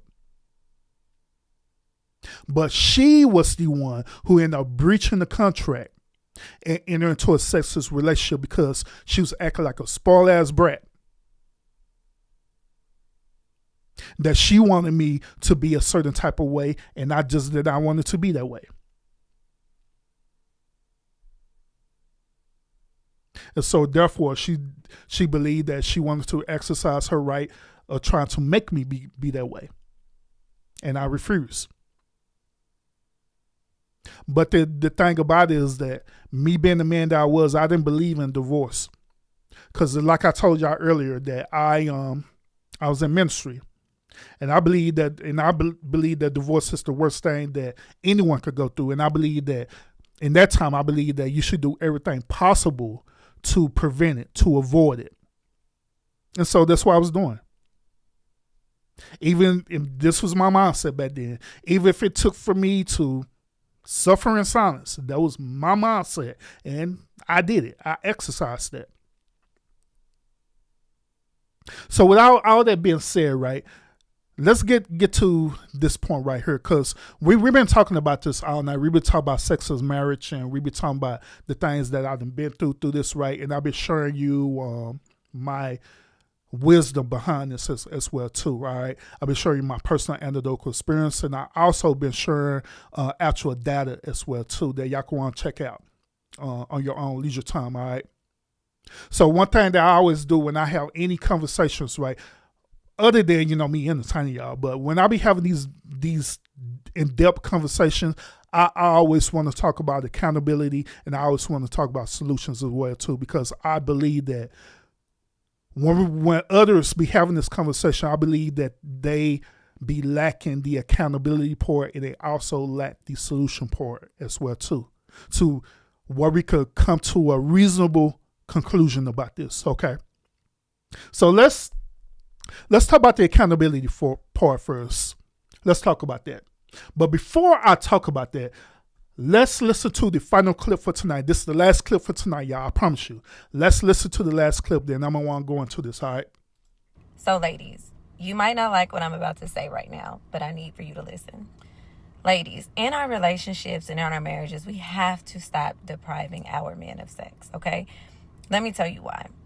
When you deprive your man of sex, it not only messes with him mentally, physically, and emotionally, but it also creates division in your relationship. See, ladies, sex is very important. And for some reason, we feel like after we get in a relationship or we get married, that it's no longer a top priority, when in actuality, it should be a top priority. Trust me, I get it. We, as women, we work now, we take care of the kids. We have a lot on our plate as well. And a lot of times we just don't prioritize sex. But here's the thing. If you're not prioritizing sex in your relationship or in your marriage, best believe that man is getting it somewhere else. And I hate to say it like that, but that's just what it is. And the thing is, a lot of times when we find out that man is getting sex elsewhere, we want to get mad and blame him and call him a cheater. But in actuality, if you just would have been giving him some 2 to 3 times out the week anyway, you probably wouldn't have had to worry about him sneaking down the street. You get what I'm saying? So ladies, let's just do better. Let's make it a point to start prioritizing sex in our relationships, okay? Now, let's not talk about this. Now, I understand her perspective on this. I understand that she's ultimately trying to encourage the women to not withhold sex from their men, okay? But part of this, I don't agree with. All right. The reason why I don't agree with it because it's almost as though she's insinuating that a woman should sacrifice herself in order to satisfy the man. This is exactly the same equivalency of what I was saying earlier about myself, where I felt like that I literally had to sacrifice myself just to give into her demands. I believe that in this particular conversation that's not a fully credible advice to give women. But what I would say is this. I would say that if you say that you truly love the man that you're in a relationship with, I would say that sex shouldn't be something that is rewarded. It shouldn't be there. That shouldn't even be your mindset because a lot of women, now I'm not just saying modern women, but women period think like this. They use sex as a reward system. As long as a man do these certain things, then I'm going to give my body to him. When that totally goes against everything, including if you believe in biblical principles in the Bible, that goes against everything. Because sex shouldn't be a reward system. It should be something that you willfully want to give because you love, honor, respect him because of who he is. And you're sexually attracted to him because of who he is, not because of what he could do for you. And it should be vice versa. But when women will hear this right, they will misinterpret this and they will literally start doing this. Matter of fact, I believe I seen a person earlier in the chat where they were saying, "Hey, Urban, I'm a woman and I'm in a sexless marriage too." Imagine her and another woman tell her this. Like, yeah, you just got to just continue to give him what he wants. Instead of going back and reevaluating the core reason of why it's like this. So you could go through the process of rectifying it. And then when you go through the process of rectifying it and you went through all these, you don't want to dot your I's and cross your T's and you did everything possible and the conclusion still is that it's sexless, then your final option, to be quite honest, is to terminate their relationship.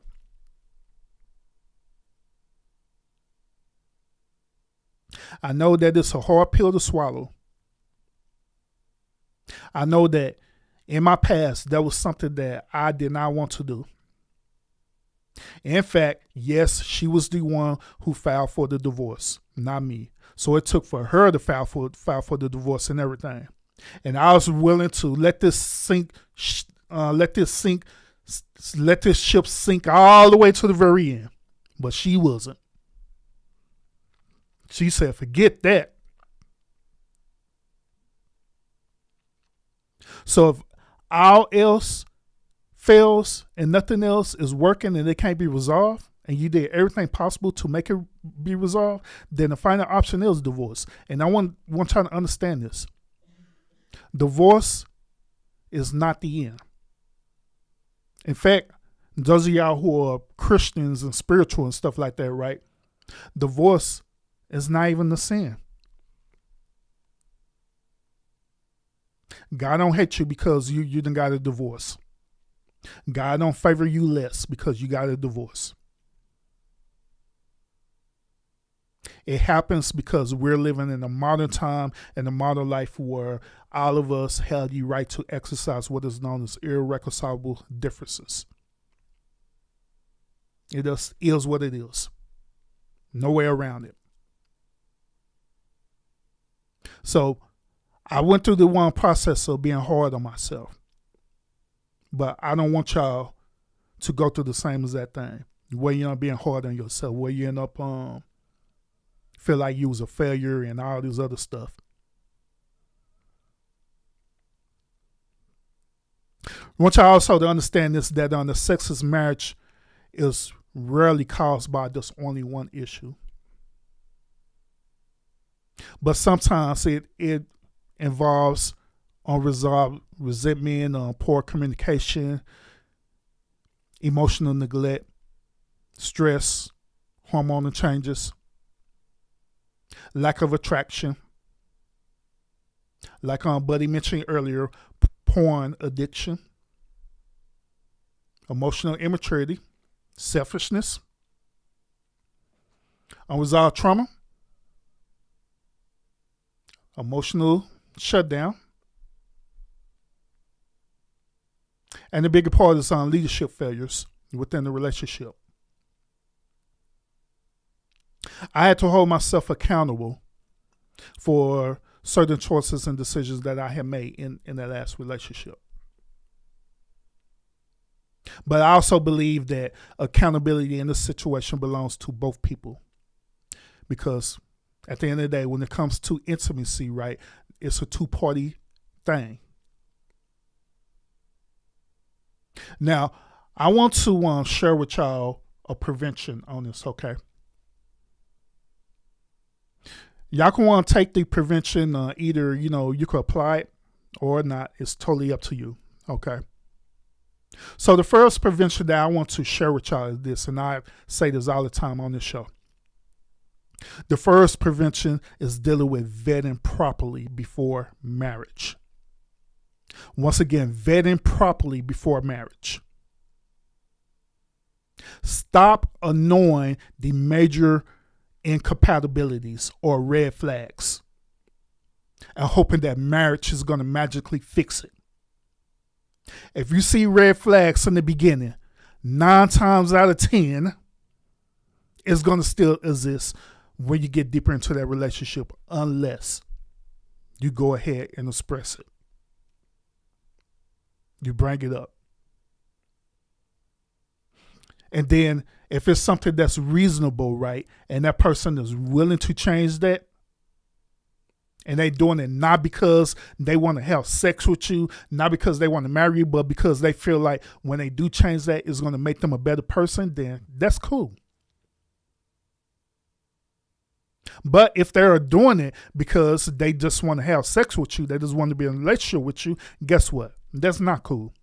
Because guess what's going to happen? It's going to be a situation where it's going to get challenged. When they get challenged, that's when normally that person end up going back to that factory reset button where they resort right back to how the way they were. And then y'all ask this famous question, what changed?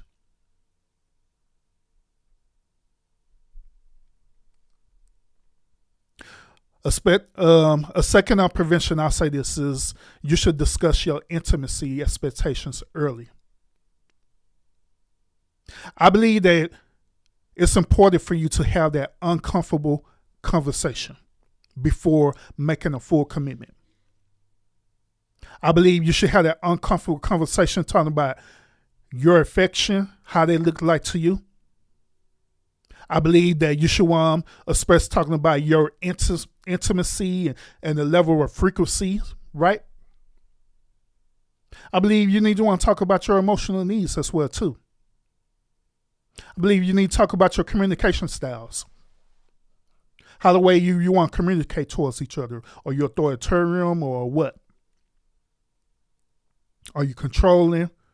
Are you docile? Are you beta? Beta! What? All that need to be revealed early on. Here's a big one. Conflict resolution. Need to have an uncomfortable conversation to see if you know how to handle conflict effectively and maturely. Need to have one conversation talking about stress management. How does that look like to you? How do you handle stress? How do you handle if the relationship get pushed into a stressful situation? Do you withdraw or what? Do you weaponize on sex? What do you do? How do you handle that? And then I believe that long-term expectations should always be discussed. Now, this is one of these vetting things that I believe that it should always be talking about. A matter of fact, I'm giving y'all one example. In my own current marriage right now, and I expressed this before, my current marriage right now, me and my wife, we do this. We do a welfare check with each other, okay? What do I mean by that? We will want to go and have a conversation with each other just to check and see where we at in our relationship, in our marriage. We'll have the conversation, see like where we at, where we stand. I have expressed this as being a evaluation as well too. So we check on each other to see where we at. Are you still having these same worldviews as you said over a year ago? Have your worldview changed? Have your worldview changed or what? What about your own belief systems? Have it changed or it remained the same? What about your own sexual drive, your appetite? Have it went up or have it went down? So we be having these conversations with each other. And I believe that that's what we're supposed to be having in relationships, period. Even with you in relationship, you should be checking on each other to make sure that y'all are still in line with each other, because we're human. Things happen. Things change. But I believe it is fair for both of y'all to let each other know when these changes are happening, so y'all know how to deal with each other effectively. And if these changes happen, right, then you can make a choice behind it, whether if this is something that you still want to push and pursue and it's manageable and it could be worked out, or it needs to be discontinued. So them long-term expectations always have to be going, no matter what. Another thing too is maintaining the attraction intentionally. Meaning that marriage should never become a emotional complacency, okay? So you should be doing things intentionally for each other, where it becomes intimacy. Intimacy could be something as simple as you saying, hey. Intimacy could be as checking on each other. Intimacy could be as something that's giving each other a gift, not because it's a holiday that came up or a birthday that came up, but simply because you're thinking about that person and you're just doing it because you care about them. Intimacy includes willfully doing things not because you want it in return all the time, but you just simply care about them. Like cooking their favorite meal just to be doing it because you know it's going to make them happy. Taking care of them while they're sick because you care about their well-being.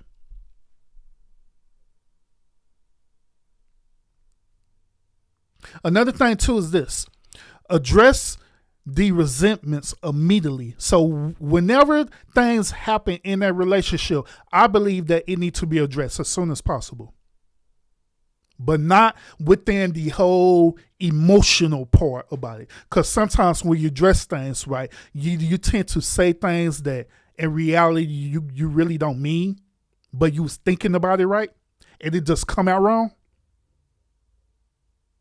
So that goes back to what I was telling earlier about the conflict resolution and the communication style, where you're really strategizing. You're choosing an ideal moment to express any type of resentment or disconnect.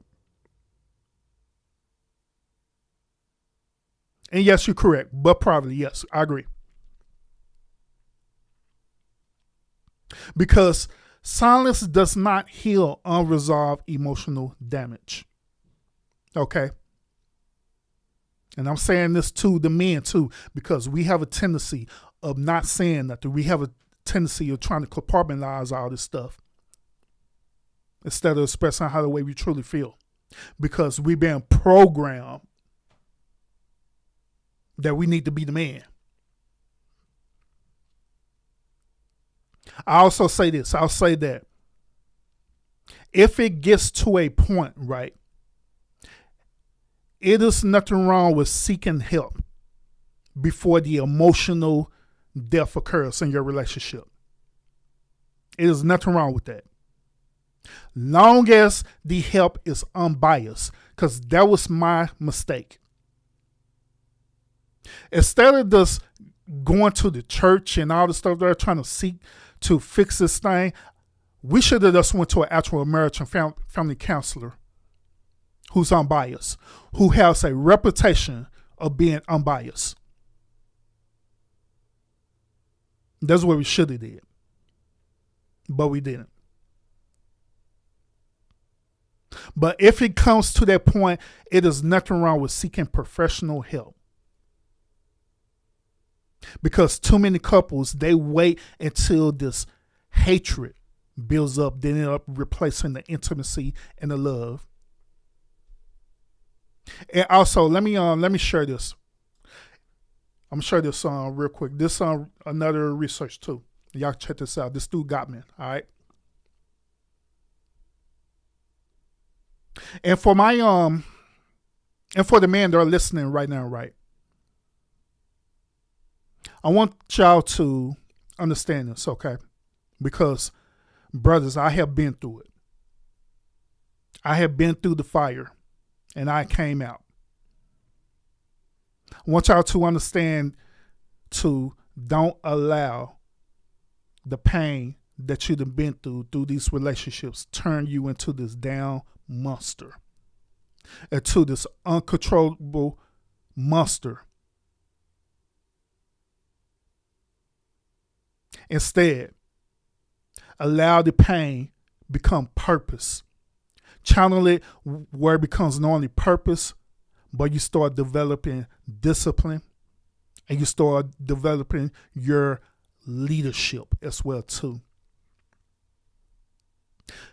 Your leadership should go over your emotions. Your leadership should go over your ego. Your leadership should go over your impulses, your bitterness, your rage, your temptations, and self-destruction as well too. Because surviving the pain is one thing. Believe me, I know.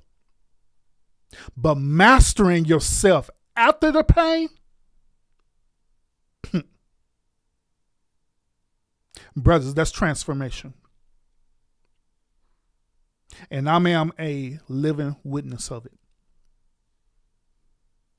Everything that I'm suggesting to you, right? I know on the surface level, it may sound easy, but through my experience, I know that it's not easy. I know that everything that I'm suggesting, solutions that I'm suggesting to you is not easy. It's not. It is difficult, especially if you've been programmed to think and have a certain type of worldview. There was so much stuff that I had to unlearn. There's so much stuff that I had to allow to die within myself in order for me to be reborn. You know, this also makes me think about, biblical principles, right? It made me think about the true meaning of salvation, right? Now, in the scriptures in Romans, it talks about salvation.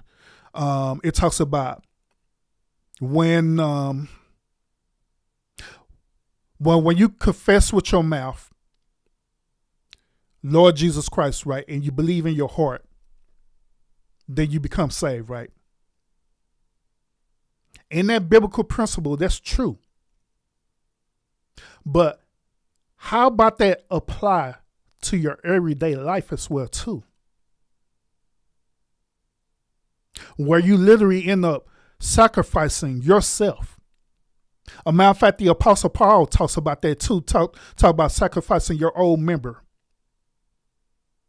Where you end up becoming something new. Where you end up being transformed by the renewing of your mind. And that's Romans chapter 12.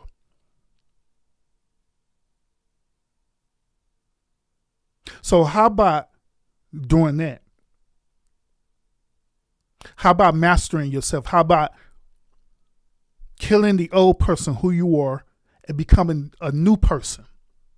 And that new person practice mastering yourself to the point where you become transformed by the renewing of your mind. Well, now you can see things clearly.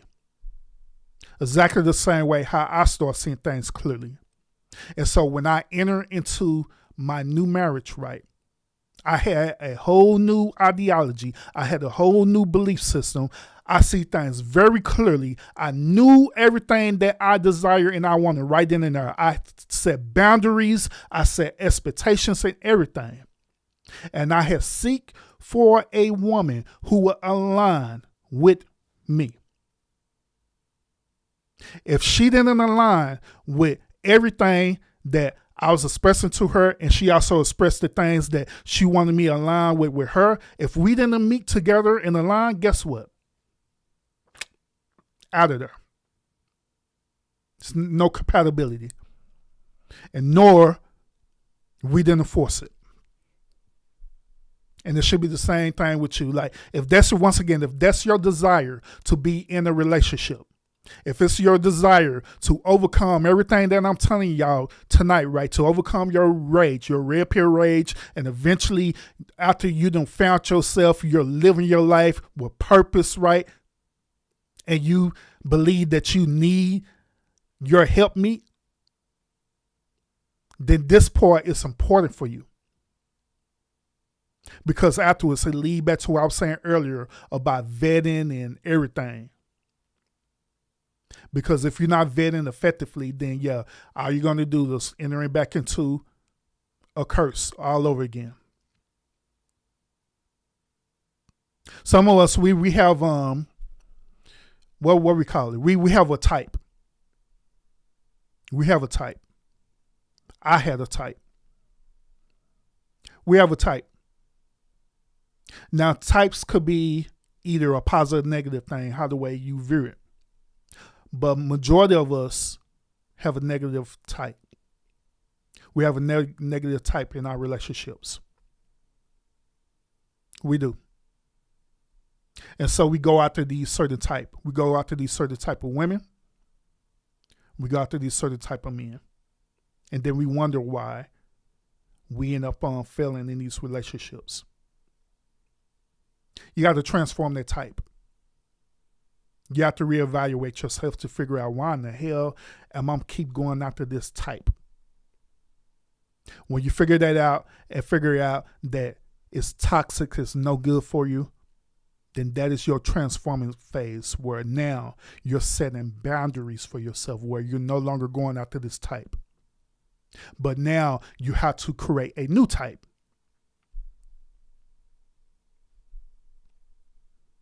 Now, I express to y'all everything. I express to y'all that in my 11-year marriage and 6 years without intimacy, right? I express that that it taught me something that society rarely talks about. Sometimes the greatest battle that a man fights is remaining disciplined while emotionally starving. And want to let y'all know that I survived it. Not perfectly, because I don't want y'all to think that I'm perfect, because I'm not. Not perfectly. Not without anger. Not without scars. But I survived it without completely losing myself. And I want to let y'all know that that matters, y'all. That matters. So I hope on tonight I express to y'all my story behind this. I hope that my story, it give you clarity about, the things that I was saying on Trey the Truth Teller panel, right? And I hope that also my own story, it will inspire you to see things differently as well too. All right? So other than that, that's all I got for tonight, y'all. Appreciate everyone who tuned in. Appreciate those of y'all who donated through the super chat. Appreciate y'all supporting the channel. Appreciate the thumbs up as well too, because it helps the channel out a whole lot. It let YouTube know that you want more of this content as well too. Appreciate that a whole lot. Also, appreciate everyone who's participated in the chat. Thank you so much. If you're not sub up to this channel, I highly encourage you to sub up this channel where we be having these conversations as well too, where this channel is built on men empowerment. All right, where I want my brothers to be successful in their everyday life. Okay. So appreciate y'all. Make sure y'all tune in to my shorts as well too that I post daily. All right.